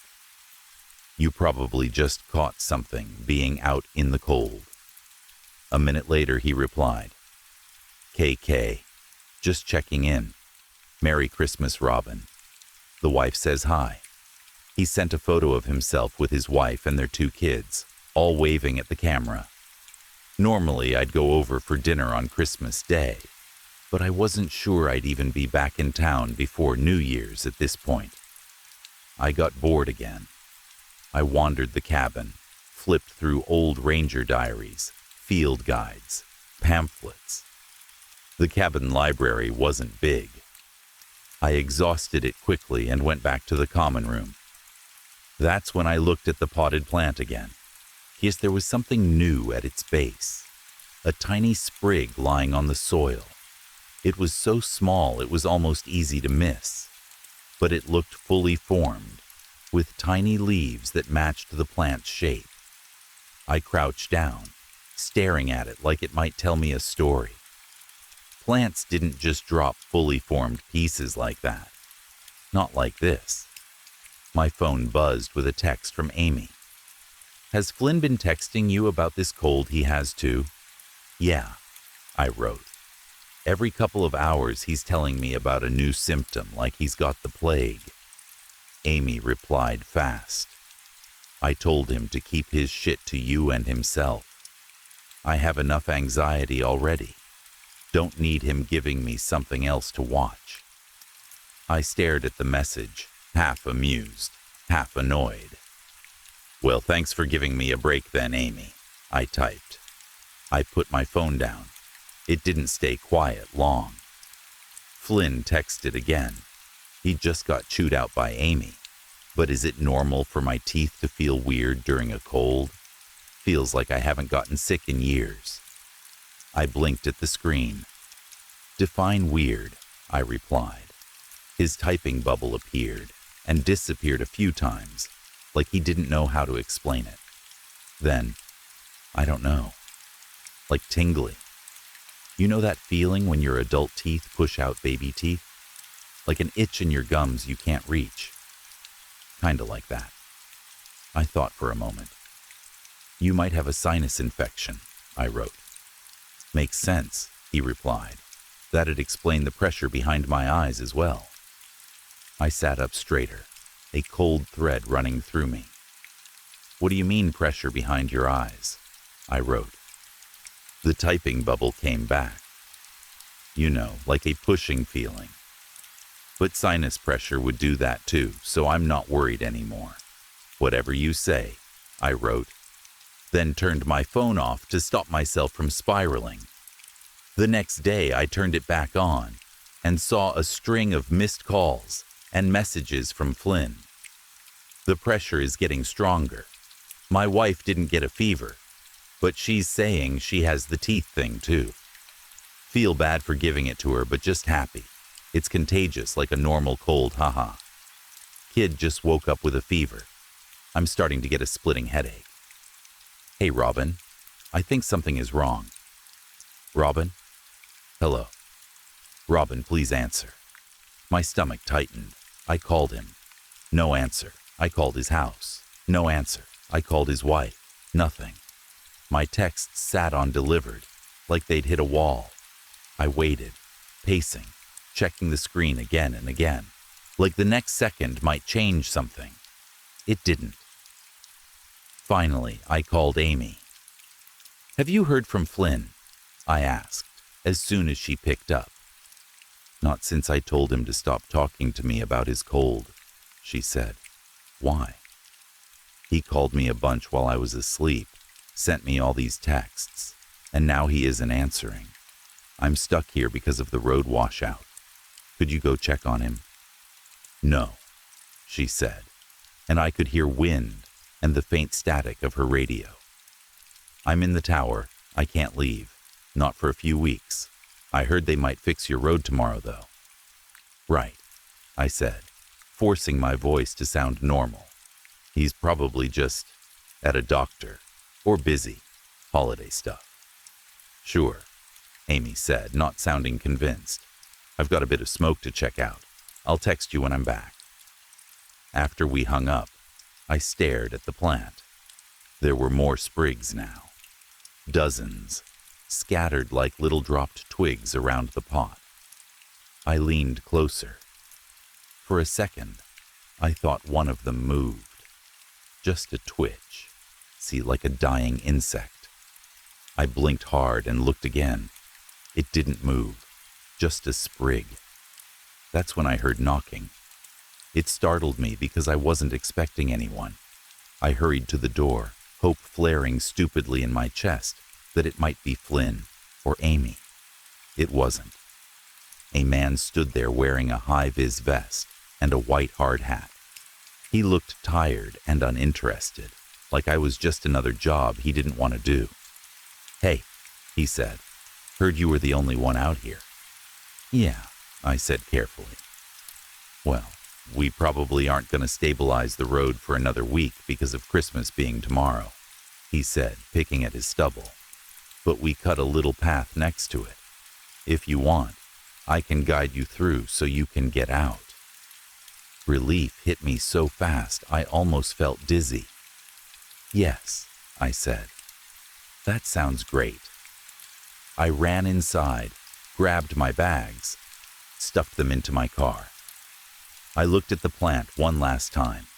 One sprig lay on the ground, darker than the others, almost like it was older or wet. I ignored it. I told myself I was tired. I told myself to stop being dramatic. I got in the car. The man guided me along the rough-cut path. It took about 20 minutes to reach the main road again. I waved at him as I drove off, then started the long drive to Flynn's house. Every 20 minutes I tried to call again. Nothing. My worry grew until it filled my chest, thick and pressing. Flynn lived tucked into the woods. His driveway was long, nearly a mile, and by the time I saw the house, my hands were tight on the wheel. I parked and walked up to the front door. I knocked. Nothing. I knocked again, harder. Still nothing. The silence was wrong. Flynn had kids. There should have been noise, lights, movement. I went to the carport. Both of their cars were there, sitting like they hadn't moved in days. My pulse hammered. I went around back. The back door had thin glass panes. I didn't want to break in, but fear makes choices for you. I smashed the glass and reached in, unlocked the door, and stepped into the house. The air hit me like a greenhouse, still, damp, thick with a wet wood smell that made my stomach turn. I moved through the mudroom into the kitchen, empty, no dishes, no mess. It was like someone had cleaned and then stopped existing. The smell grew stronger as I stepped into the dining room. I froze in the doorway. A mass of wood sat at the head of the table, like a tree stump that had grown wrong. It didn't reach higher than my chest, but branches had spread into the table itself, like roots searching for something. A fork sat wedged into one branch like someone had placed it there mid-meal. One branch was darker than the others, older looking. There was a crack along it, like a deep split. My mind tried to reject what my eyes were telling me. Then I understood. Flynn.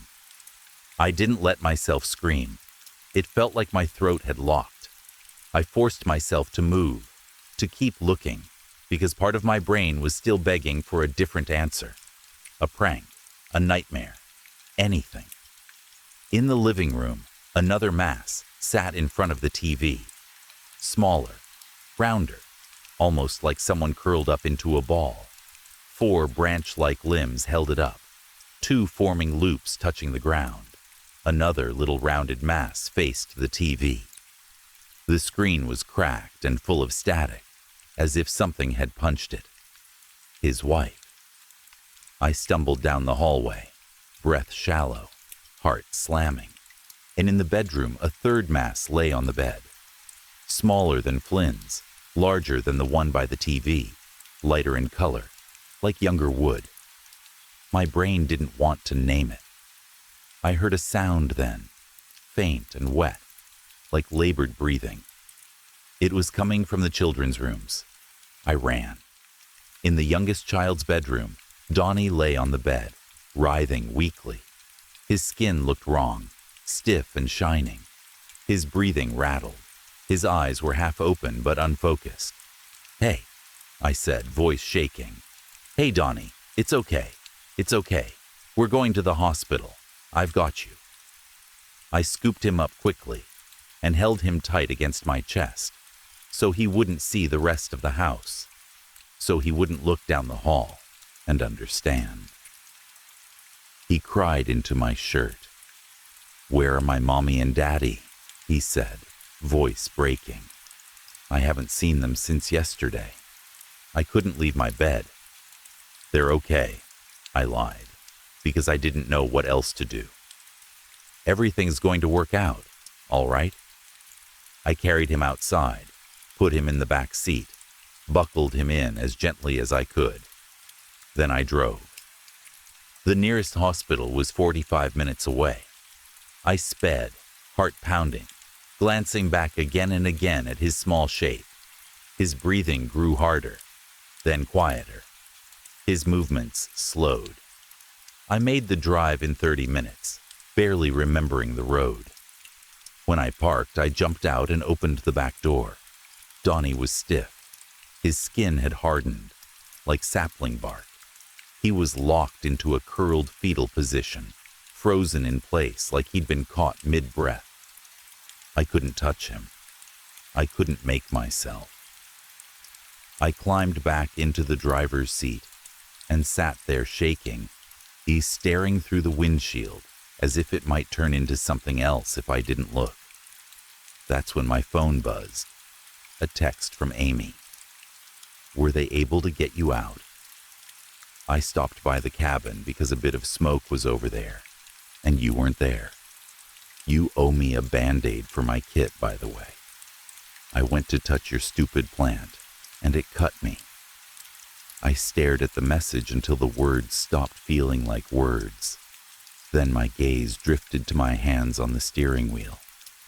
And for the first time since I potted that plant, I noticed the smallest thing. A faint itch in my gums, deep under the teeth. Like something was pushing, like something was trying to grow.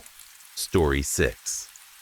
I'm pretty sure I was 6 the first time I got a birthday card in the mail. I don't remember the exact age, not perfectly. What I remember is the kitchen table and the way my cereal kept going soggy because I was too distracted to eat. I remember my mom coming in with this bright white envelope like she was carrying something special, something important. "Look at this," she said, holding it up. "Somebody sent you mail." When you're a kid, mail feels like a grown-up thing. Bills, appointment letters, flyers, and coupons you throw away. You don't expect mail for you.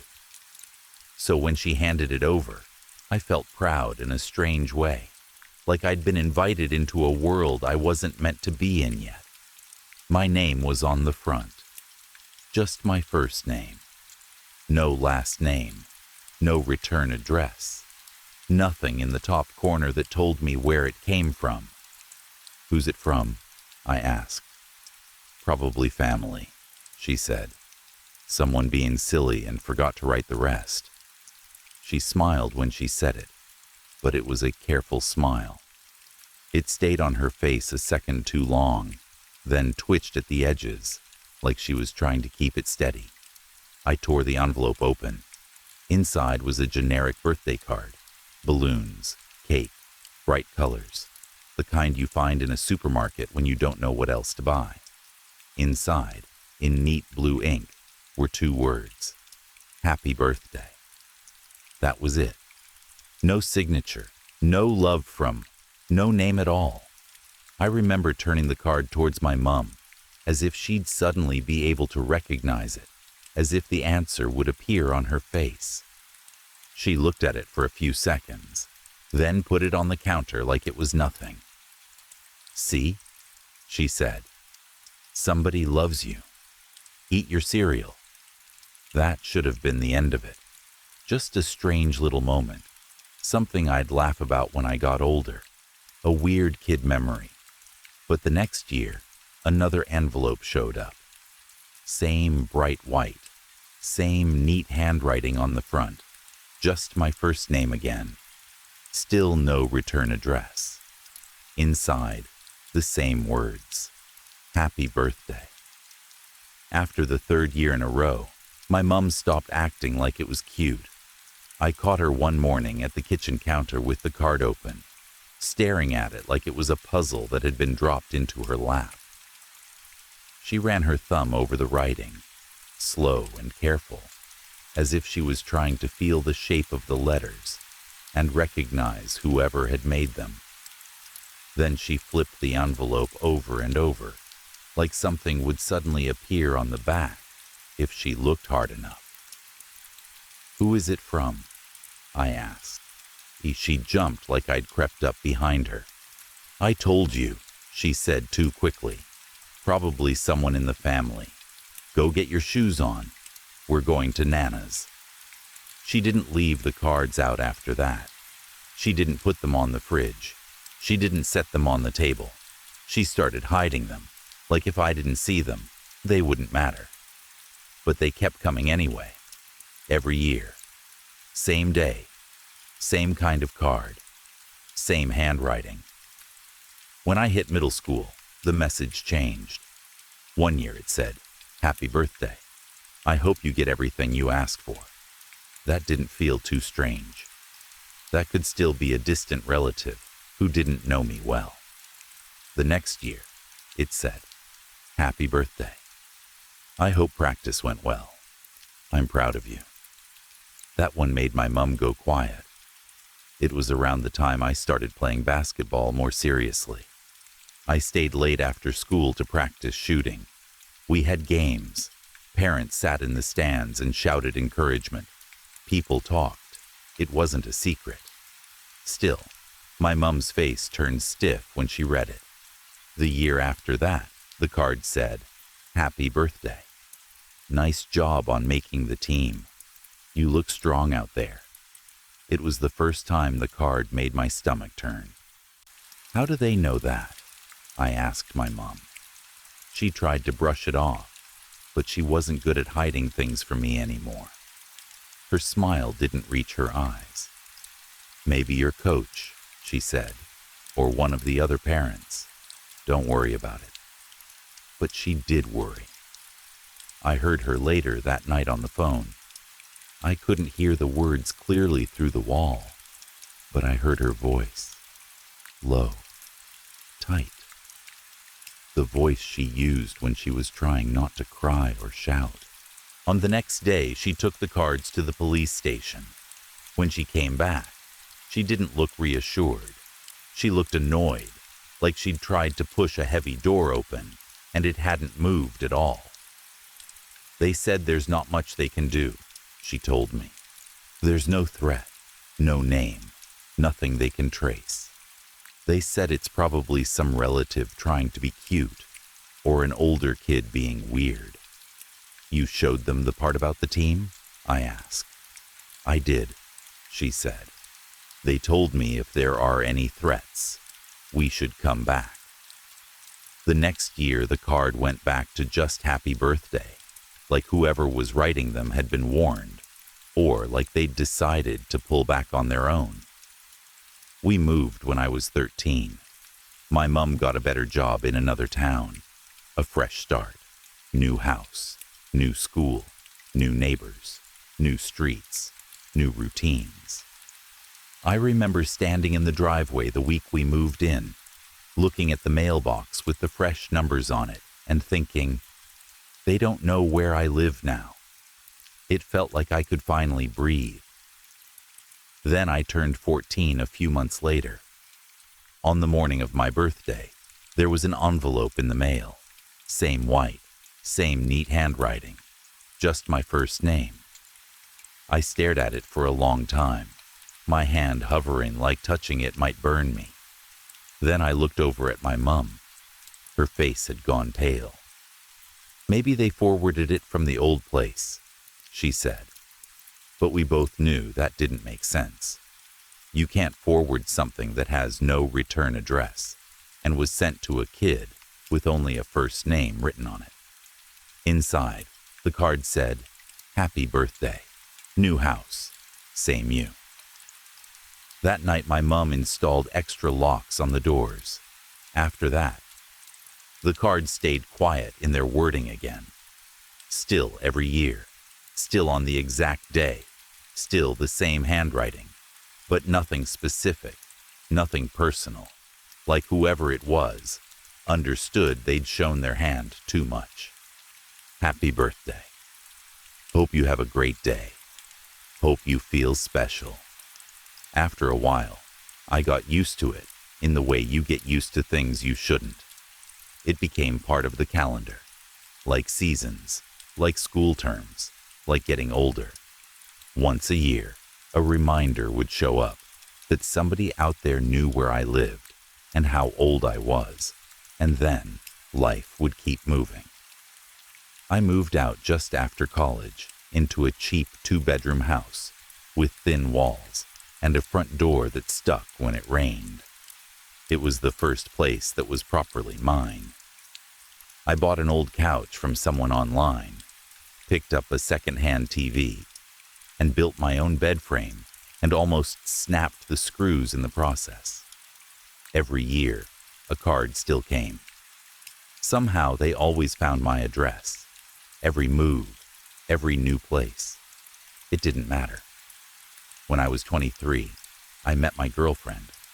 Her name isn't important. She worked a normal 9 to 5. She remembered birthdays. She brought snacks to movie nights. She got emotionally invested in TV shows and insisted we finish the season even if it was terrible. Normal person stuff. One day she called me while I was leaving work. She'd forgotten her key at her parents' house, and she was outside my place. I told her I kept a spare key under the welcome mat. I know. Everyone tells you not to do that. I did it anyway. I was forgetful. I locked myself out once and had to pay a locksmith. After that, the key went under the mat. It felt like an easy fix. We'd been together almost a year before I told her about the cards. It came up because my birthday was coming again, and I made a joke about my mystery card arriving on schedule. She asked what I meant, and I tried to keep it casual, like it was just a strange little tradition and nothing more. "Oh, it's just a thing," I said. "I've been getting these random birthday cards since I was a kid. No name, no return address. Same handwriting every year." I expected her to laugh, or at least be curious. Instead, she went still. "How many years?" she asked. "Since I was like 6, I said. "So, a lot. And you don't know who sends them?" "No. And they always find you, even when you moved." "Yeah," I said, shrugging like it wasn't a big deal, like I hadn't spent parts of my childhood staring at locks and windows. Her eyes didn't leave my face. "That's not normal," she said. "That's stalking." I told her she was overreacting. It wasn't like there were threats. No messages saying someone would hurt me. No dead animals on the porch, just birthday wishes. "What do they write?" she asked. "Most of the time, just happy birthday," I said. "Sometimes something like, hope you have a great day. That kind of thing." She looked at me like I'd lost my mind. "We should go to the police," she said. "They won't do anything," I told her. "My mom tried. They said there's nothing to go on." She didn't argue right then, but I could tell she was unsettled. A few days later, she sent me a link to a doorbell camera and wrote, "I'll split it with you." I ordered it. It felt like an easy compromise, something practical I could do that didn't require admitting I was scared. The camera arrived. I set it up. For a few months, it was just useful. I could see packages being dropped off. I could check when neighbors walked past with their dogs. I got into the habit of opening the app at work and watching delivery drivers take photos and leave. Then, about a week before my birthday this year, things started showing up. The first was my favorite takeout, the burger place around the corner that does those huge, greasy burgers I always say I should stop eating. The driver called me from outside and said, "I'm outside with your online order," and for a second I thought he had the wrong number. I opened the door. He handed me the bag and walked away. The receipt was stapled to the top. No name in the from spot. Just my address. Paid online. I assumed it was my girlfriend being cute. I texted her a photo. "You really trying to clog my arteries before my birthday?" She replied a minute later. "What are you talking about?" I stared at the screen, then at the warm bag in my hands. "You didn't send this," I typed. "No. Is this a bit, or did someone send you food?" The burger was still warm. The fries were perfect. Grease soaked through the paper in exactly the way I liked. I looked at the receipt again. No name, no message line. I told her it must have been a delivery mix-up, or my mom. Something normal. She sent a laughing emoji and told me to enjoy it before they realized, and asked for it back. 2 days later, a small box arrived, plain brown cardboard, no logo, my name and address printed on a label. Inside was a small stuffed dog, generic and a bit stupid looking, the kind you win at a carnival. It reminded me of my girlfriend, because she always pointed at stuffed animals in shops and joked that we needed one more cushion, one more plush toy, one more thing taking up space. So I assumed this one was her too. This time I called her. "Okay," I said when she answered, trying to sound playful. "Now you're just leaning into it." "Into what?" she asked. "The stuffed dog," I said, trying to build up to something cute for my birthday. She laughed, but it wasn't a normal laugh. It was confused. "Babe," she said, "I didn't send you anything. I've been at work all day." I told her about the box, the dog, how it felt like something she would do. She went quiet. "Did it come from a company?" she asked. "Like Amazon? Or was it just plain?" "Plain," I said. "No receipt, no name." "Maybe somebody sent it and didn't put their name," she said. But her voice sounded smaller now. I knew my mom's handwriting. I knew her taste in gifts. This didn't feel like her. I told myself it was still nothing. People get random deliveries sometimes. Addresses get mixed up. Companies send freebies. I threw the dog on the couch and went on with my week, pretending my stomach wasn't tight. The next day, flowers. I came home from work, and there was this bright bouquet on the doorstep, the kind that looks expensive. Arranged in a glass vase with a big bow, there was a little envelope with a white card inside. I opened it. "It's here, can't wait." No name. I texted my girlfriend a picture. "Okay, now I know this is you." She replied fast, 3 messages in a row. "It's not. I swear. You need to call someone." My chest tightened. I stood in the doorway staring at the flowers for a long time, the vase sweating onto the mat like it had been waiting. I called my mom. I told her about the food, the dog, the flowers. She was quiet for a moment, and when she spoke, her voice sounded older than I remembered. "Save everything," she said. "Take pictures. Keep anything you can. This is too much." My girlfriend kept texting. "Call the police, please." A few minutes later, another package arrived. Smaller box, light. Inside was one of the old birthday cards. Same type. Balloons and cake. Same neat handwriting in blue ink. Counting down now. I stared at the words until my eyes blurred. My hands were shaking. The next delivery came later that night, right around dinner. I almost didn't open the door. I watched through the camera instead. A delivery driver set a box down, took a picture, and walked away. Plain brown box. No logo. No return address. Just my name and address printed neatly. I picked it up like it might bite.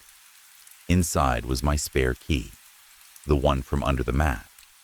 It sat in the middle of the box like someone had placed it there carefully, like a gift. At first glance, there was nothing else. Then I looked under the lid. A note was taped to the underside. Same neat blue ink. Same handwriting I'd been seeing since I was a kid. "I don't need this anymore. Happy birthday week." I stepped back from the box and looked down at my welcome mat. I lifted it even though I already knew what I would find. Nothing. My throat went dry. The air in my house felt wrong, like it had changed while I wasn't looking. Like I'd been living inside a story that was finally turning the page. I backed into the house and locked the door, then locked it again, like I could double lock reality. For the first time in my life, locking the door didn't make me feel safe.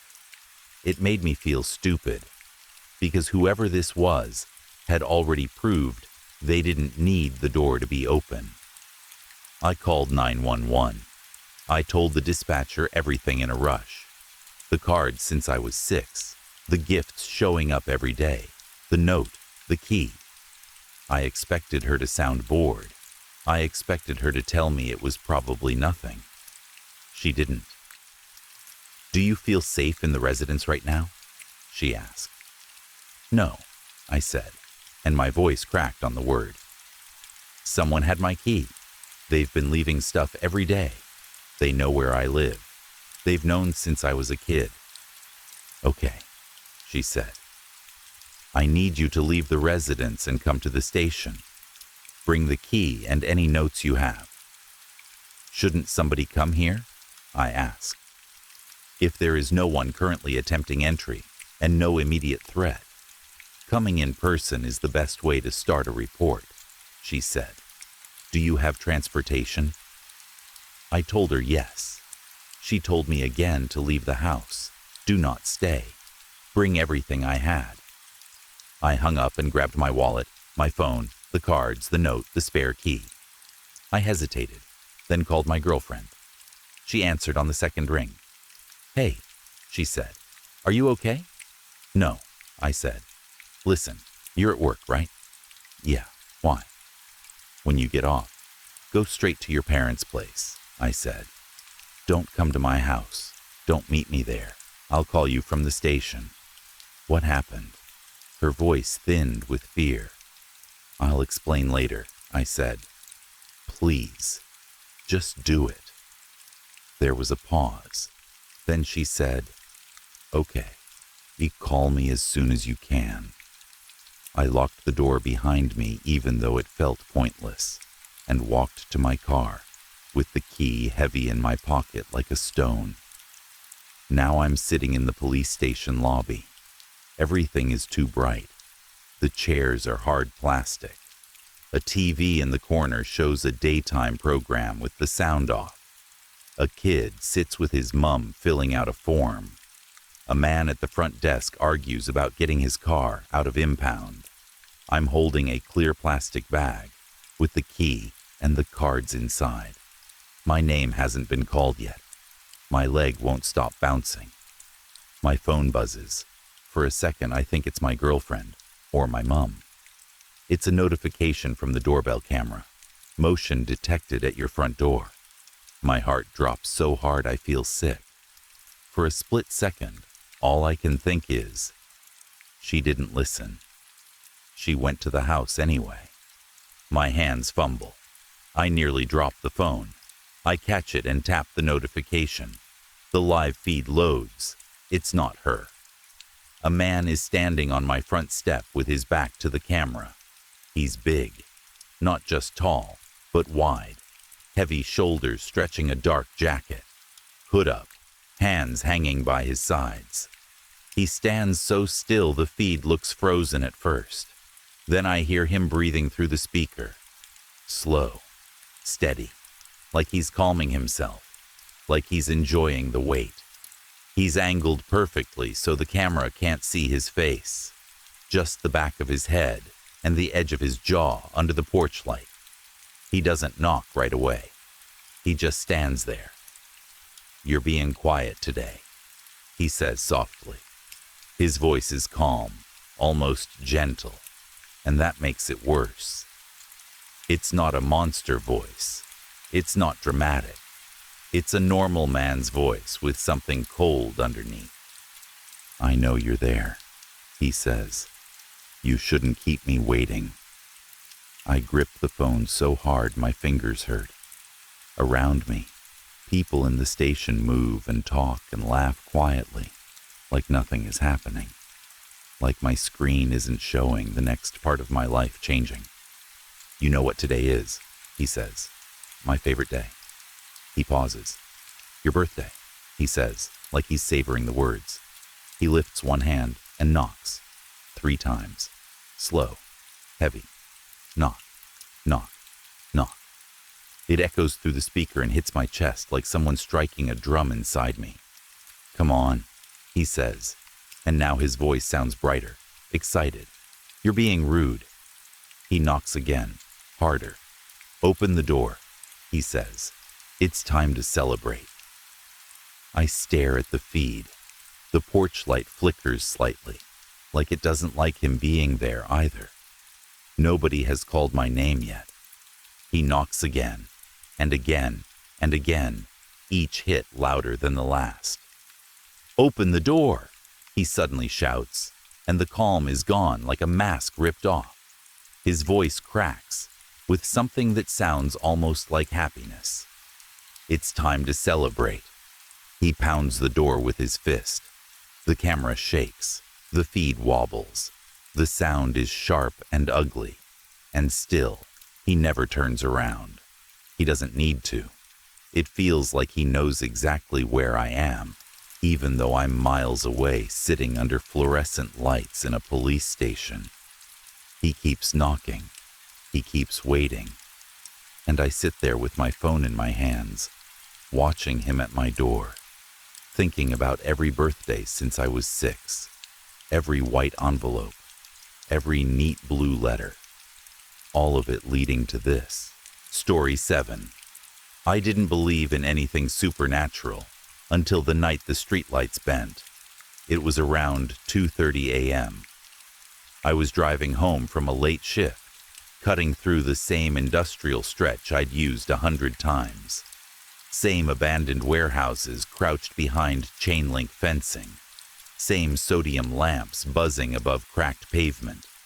Same dead quiet. The kind that makes you feel like you're the only living thing in a place that used to have a purpose. I was tired enough that my eyes felt hot. The radio was on low, some late-night host talking softly like he didn't want to wake the world. My hands were steady on the wheel, but my brain was running on autopilot, following every familiar turn without thinking. That's why I noticed it immediately. The road ahead rippled, not like heat shimmer in summer, not like a mirage, and the air didn't blur so much as bend. Like something heavy had pressed its palm down on the surface of reality and left an imprint. The yellow lane lines curved inward, bowing toward a single point in the middle of the road. The lines didn't fade or break. They changed shape, as if the paint itself had softened and become obedient. My headlights hit the bend and reflected back wrong, stretched and fractured, like the beams were bouncing off broken glass that wasn't there. I slammed the brakes. The tires squealed. My seatbelt bit into my chest. Then everything cut out. The engine died. The radio went dead. Even the faint hum of the streetlight seemed to stop, like someone had reached into the night and muted it. I realized the insects were gone too. No distant chirping. No rustle of something in weeds. Just me, sitting in a silent car that suddenly felt too small. That's when the streetlight above me flickered. Once, twice, 3 times. Each flash was brighter than the last, bleaching the world white for a fraction of a second. On the 3rd flash, the air split. Not opened, split. Like a seam tearing in fabric that didn't want to be torn. The tear hung in midair above the road, a thin vertical line of distortion. It looked like the edge of something transparent that had been cracked, because the world around it warped slightly, as if the air had turned into glass and someone had dragged a blade through it. Something stumbled out. At first I thought it was a kid, skinny, short, hoodie too large, hanging off him like it didn't belong to the body wearing it. He moved like he'd been tossed out of somewhere at speed and didn't remember how gravity worked. His boots scraped asphalt, and the sound was the only thing in the world for a second. Then he looked up. His eyes were wrong. They weren't glowing in a dramatic way. There was no flicker, no flame. They were just on. Bright, flat red, like warning lights that didn't blink. The rest of his face looked young, almost soft, barely out of high school. No scars, no beard. Nothing about him should have made my stomach turn. But dread punched through my chest the moment our eyes met. He tilted his head slowly, like he was listening to something I couldn't hear. "Wow," he said, quiet and calm, almost bored. "You guys really don't notice when it breaks, do you?" My mouth opened. Nothing came out. My throat wouldn't cooperate, like my body had forgotten how to turn breath into sound. I could hear my own heartbeat, loud and thick, like it belonged to someone else. My car door was unlocked. I don't remember unlocking it. I remember looking down at my hand on the wheel, fingers stiff, and thinking, I didn't do that. I didn't touch the lock. But the little red light on the door panel was off, and I knew, in a cold, detached way, that the world had already started doing things without me. He stepped closer. Each step didn't shake the ground. It made the air shudder, not like a vibration, more like a flinch, like reality itself wanted to recoil, but couldn't. Behind him, the streetlight pole bent. It didn't snap. It didn't creak. It folded inward toward him, without touching, like the metal wanted to kneel. I'm not supposed to stay long, he said, glancing around, the eyes flicking past me, through my car, into places my brain insisted shouldn't exist. When he looked back at me, his mouth twitched, like he'd almost smiled. But you saw it, and now you're looking at me like you're gonna remember. The pressure in my ears got worse, like descending too fast in a plane. My chest felt tight, not from panic, but from something outside of me pressing down. I swear I smelled ozone, cold metal, static, like a storm about to hit. But there was no sky here, just streetlights and warehouse shadows. I don't like witnesses, he added. He didn't sound angry. He didn't sound threatening. He sounded like he was stating a rule, like explaining weather. I tried to move my hands, to reach for my phone, to do anything.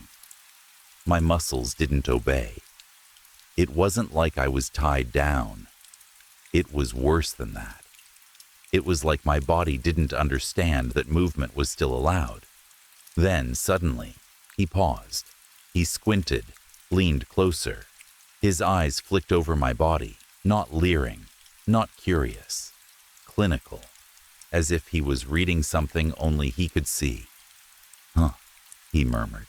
You're gonna die anyway. That should have been comforting. It wasn't. The red in his eyes shut off instantly. One moment they were burning holes through me. The next, they were brown, normal, human. It was the most terrifying change of all, because it meant the red wasn't a curse or a symptom. It was a choice. He stepped back, and the pressure eased just enough that I could inhale without it feeling like I was swallowing air through syrup. Forget this part, he said, tapping the side of his head like he was reminding himself of something. If you remember too much, you spiral, and I'm not cleaning that up. Behind him, the air rippled again. That same glassy distortion. Street signs bent toward it. Dust lifted off the ground and froze in a perfect ring, suspended like something had paused the rules for a second. I blinked. When I opened my eyes, my engine was running. The radio was playing softly. The streetlights were straight. I was parked crooked across both lanes, hands locked on the wheel so tight my fingers were numb. My mouth tasted like copper, like I'd bitten my tongue at some point. The clock on the dash read 2:31 a.m., 1 minute later. I drove home. I didn't sleep. For weeks after, I told myself it was stress, hallucination, a micronap, anything but what it felt like. Anything but the memory of the road, bending like a knee under pressure. Anything but that kid's voice, calm and casual. Like he'd stepped through a door I wasn't meant to know existed. I kept my mouth shut. That part was easy. People don't want to hear things that don't fit anywhere. You can see it in their eyes, the moment you start describing details that don't have a box. They lean back. They smile too politely. They say, "Wow, that's crazy," in the way people say it when they're already deciding you're not credible. So I didn't tell anyone. Not my friends, not my coworkers, not my mother, who still calls to ask if I'm eating properly. I swallowed it like a splinter. I went back to work. I slept with the TV on. I avoided that road and added 12 minutes to my commute without even thinking about it. I told myself whatever happened had stayed there, stitched back into the night like it never existed. That worked, until the dreams started sinking. At first, they were normal stress dreams, falling through stairwells, missing turns, brakes that didn't respond. But then the same detail began repeating. No matter what the dream was about, the environment would pause for a fraction of a second. Not freeze, pause, like a dropped frame. In those moments, I could feel him, not see him, feel him, like pressure behind my eyes, like someone standing too close behind you in an elevator. The dream would resume immediately after, but my heart would be racing, and I'd wake up with a faint ringing in my left ear. At first, I blamed it on anxiety, my brain latching onto a pattern, because it couldn't process the original event. That's what brains do. They try to make sense. They build stories out of static. Then I started noticing it while awake. Streetlights humming slightly out of tune with each other, like a choir that couldn't agree on a note. Reflections in shop windows lagging a fraction behind my movements. A dog on my block that would sit and stare at empty air every night at exactly 2:17 a.m., whining softly with its tail tucked, like it had heard something I couldn't. The worst part was that nothing escalated all at once. There was never a single moment where I could point and say, "This is it. This is proof." It was just a slow accumulation of wrongness. The first time I lost time, it was only about 30 seconds. I was brushing my teeth, staring at myself in the bathroom mirror, half asleep. I watched my reflection blink. Then my reflection blinked again. But my eyes hadn't moved yet. My eyelids closed in the mirror before I felt them close. A soft click snapped through the air, like static. Then I was still standing in the same spot with my toothbrush in my mouth, foam dripping onto my shirt, and my phone buzzing on the counter. 32 seconds had passed. The time on the phone jumped, and my stomach dropped with it. There was no dizziness, no confusion, no sense of coming back from anywhere, just the overwhelming feeling that something had checked on me. That's when I started writing things down. Times, sounds, patterns, anything that felt even slightly off. I bought a cheap notebook from a corner shop and began filling it with short entries, like I was building a case for a crime nobody would believe had happened. 2:17 a.m. dog whining outside. 2:43 a.m. streetlight. Buzz stops. Starts again. 11:12 p.m. reflection lagging. I filled an entire notebook in 2 weeks. The entries got shorter over time because the events didn't change. They just repeated with increasing precision, like something was testing the same glitch over and over. Always late at night, always brief, always followed by that high-frequency tone, like a TV left on in another room, and always the same feeling, being evaluated. The second encounter wasn't visual at first. I was lying in bed, staring at the ceiling, when the ringing in my left ear got louder than it ever had. Not painful, focused, like someone turning a dial. The air in my bedroom thickened. That's the only word that fits. Thickened. Like breathing became slower. Like oxygen had weight. My phone slid a few centimeters across the nightstand on its own and stopped perfectly aligned with the edge, like a neat little demonstration of control. Then he spoke. "Okay," he said casually from everywhere. "You're remembering more than I expected." I couldn't move. I didn't feel restrained. I just couldn't convince my body that movement was still allowed. "I fixed most of it," he continued, mild annoyance in his tone. "But you keep catching the seams. That's inconvenient." I didn't see him yet. I just knew exactly where he was, right behind me. "I told you to forget this part," he said, and there was something almost tired in it, like he was dealing with a stubborn problem that should have been simple. My reflection appeared in the dark TV screen across the room before I felt him step into view. Hoodie, same boots, same too small frame, except this time the room around him seemed to bend slightly, like he was heavier than he looked. His eyes weren't glowing. That scared me more than the red ever did, because normal eyes meant he wasn't in some dramatic other state. He was just here. "You're not special," he said, leaning against the wall like this was a routine follow-up appointment. "You're not chosen. You're not important. You just happened to look at the wrong second." He tilted his head again, listening. "Yeah," he muttered. "Thought so." Then he looked directly at me, and the pressure behind my eyes sharpened, like fingers pinching a nerve. "Here's the problem," he said. "I can erase memories. I can fold time around people. I can undo damage so clean, you'd swear it never happened." My heart was pounding so hard, I thought it might give me away. Like he'd hear it and decide I wasn't worth the trouble. "But once someone notices the structure," he continued, tapping his temple, "their brain starts doing the work for me. You start predicting the glitches, filling in the blanks."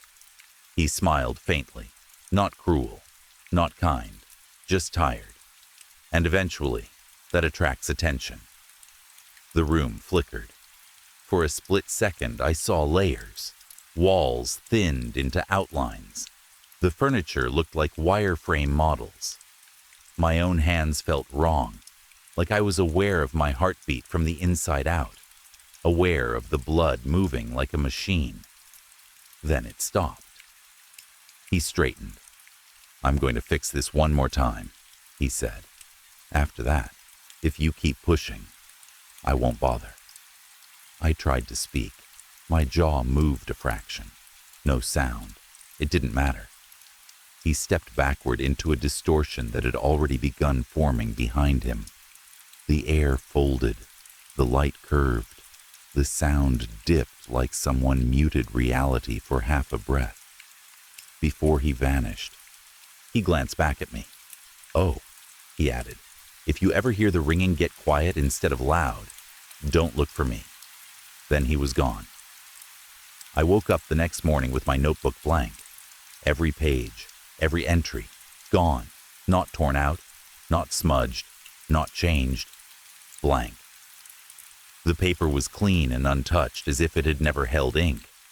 I flipped through it again and again, hands shaking, hoping I'd find one faint imprint, one shadow of a word. Nothing. That should have been the end of it, because without notes, without evidence, it was easier to convince myself I was fine, easier to pretend it had all been panic and stress. And for a while, there was silence. The ringing stopped. The reflections behaved. The streetlights hummed normally. I started sleeping again. That lasted 3 months. Then I found his name by accident. Not online. Not in some dark forum. Not from a conspiracy website with shaky footage and dramatic music. It was written in the margin of a report that wasn't supposed to exist anymore. At work, I help archive old infrastructure surveys. Boring stuff. The kind of paperwork nobody looks at twice. Microfracture reports, stress tests, environmental anomalies that get blamed on equipment errors and quietly filed away. One file refused to stay gone. Every time I deleted it, it reappeared the next morning in the same folder, with the same timestamp, the same checksum, like the system itself thought it belonged there. The title was simple. Incident Summary. La Voix. I didn't open it right away. Something in my gut told me the delay mattered, like hesitation was part of the test. When I finally clicked it, the first thing I noticed was that the formatting was wrong. The paragraphs didn't align cleanly. The margins drifted inward the longer you read, as if the document were collapsing under its own weight. There was no author listed. The opening paragraph didn't describe a person. It described a problem. Subject designation La Voix is not a code name. It is self-assigned. The subject exhibits complete disregard for continuity, causality, and localized physical limits. Attempts to classify the subject as human, post-human, or external entity are inconclusive. My mouth went dry. I scrolled, pulse thudding in my ears. Every incident matched the same pattern I'd experienced. Localized distortions, light behaving incorrectly, witnesses reporting ringing, vertigo, time skips, animals reacting before events occurred. The reports spanned decades. Different cities, different countries, different eras, same description. A small figure, male presenting, young appearance, casual demeanor. Witnesses consistently noted a lack of urgency, as if the subject was bored by reality. One paragraph was highlighted in red. Subject does not travel in conventional terms. Movement occurs via forced violation of the local speed limit of the universe, resulting in involuntary displacement into a higher temporal structure. Subject refers to this structure informally as the tunnel. My hands started to shake. I had never told anyone about the tunnel word. I'd barely let myself think it. But reading it felt like being touched somewhere private, like the file had reached into my skull and pulled out something I'd tried to bury. Further down was a list of abilities. Not speculation. Observation. He can stop time without freezing it. He can move faster than cause and effect. He can see through matter as if surfaces are suggestions, not barriers. He can cut without burning. He can erase events without leaving paradoxes behind. Next to that last line was a note typed smaller than the rest. Memory alteration is not primary. Structural overwrite is preferred. The world forgets first. People follow. My chest tightened with a kind of cold horror that felt too clean to be fear, like my body recognized the shape of what it was reading. The final pages were transcripts, partial, fragmented, most marked unrecoverable. One wasn't. A recording summary from a researcher who had interacted with him directly. He did not threaten us. He did not posture. He explained very calmly that we were mistaking permanence for importance. When asked what would happen if he were stopped, he laughed. When asked if he could be killed, he paused for the first time. He said, "In the wrong place? Yeah. In yours? No." The last line of the document wasn't technical. It wasn't professional. It was handwritten and scanned in crookedly, like someone had scribbled it in desperation. If you are reading this and remember him clearly, he has already decided what to do with you. That night, the ringing came back. Not loud, quiet. So quiet it felt like silence had been sharpened. The air in my flat flattened. Shadows leaned the wrong way. like they were pulled toward a point that wasn't there. My phone slid across the table and stopped perfectly aligned with the edge, just like before, like a signature. He didn't bother hiding. He stepped out of distortion, already looking at me. "See, yeah," he said, glancing at the open file on my laptop. "I was wondering when you'd trip over that." His eyes were glowing now, not flaring, just on. Red, flat, steady. "You weren't supposed to find the name," he added, "but you're good at patterns. I'll give you that." I tried to speak. My tongue felt thick. I didn't need to talk.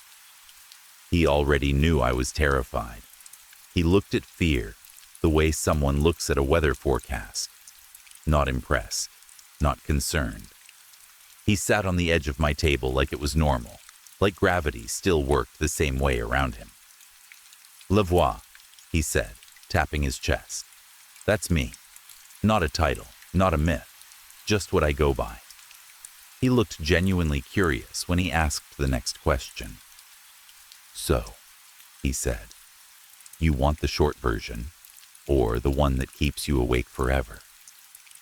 The ringing stopped completely, and I understood with absolute certainty that whatever answer I gave wouldn't change the outcome, because he wasn't asking for permission. He was deciding how much I was allowed to understand before the world forgot me too. He didn't wait for my answer. La voix stood, and the air tightened around him like reality bracing itself. "You already know enough," he said almost gently. "More than most, more than is healthy." The pressure came back, not on my chest this time, but around my thoughts, like fingers hovering over a light switch inside my skull. "I don't kill people for knowing," he continued. "That's messy and boring. I just realign them." His eyes dimmed, not off, just distant, like he was looking past me into a map only he could see. "You'll forget the details first," he said. "Then the fear, and then the reason you ever checked twice when something felt wrong." He paused, and for the first time he sounded almost human, like there was a tiredness behind the power. "You'll still be you," he added, "just smoother, less sharp at the edges." I tried to fight it. I focused on his face, his name, tunnel, the bent streetlights, the lane lines curving. I tried to hold the memory like you hold your breath underwater, refusing to let it go. The pressure intensified, not painful, just absolute. The kind of force you don't argue with, because your argument would never be heard. The ringing didn't get louder. It softened. It thinned into nothing. The room exhaled, and the lights were normal. When I came to, it was morning. Sunlight through the blinds. Birds outside. My laptop closed. No strange file open. No sick feeling in my chest. Just a faint headache that I blamed on sleep. Most days now, life feels normal. Too normal. I go to work. I make coffee. I watch television. I talk to people about ordinary things. I laugh at jokes.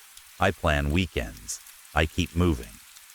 But sometimes, late at night, I'll notice a street light humming slightly off-key, or a reflection blinking a fraction too early, or I'll hear a high, thin tone in my left ear that lasts half a second and vanishes.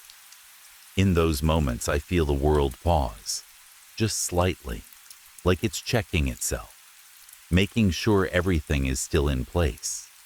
If you ever hear the ringing get quiet instead of loud, don't panic. Just don't look for him. Because if you're aware enough to wonder who La Voix is, he already knows where you are, and he hates loose ends.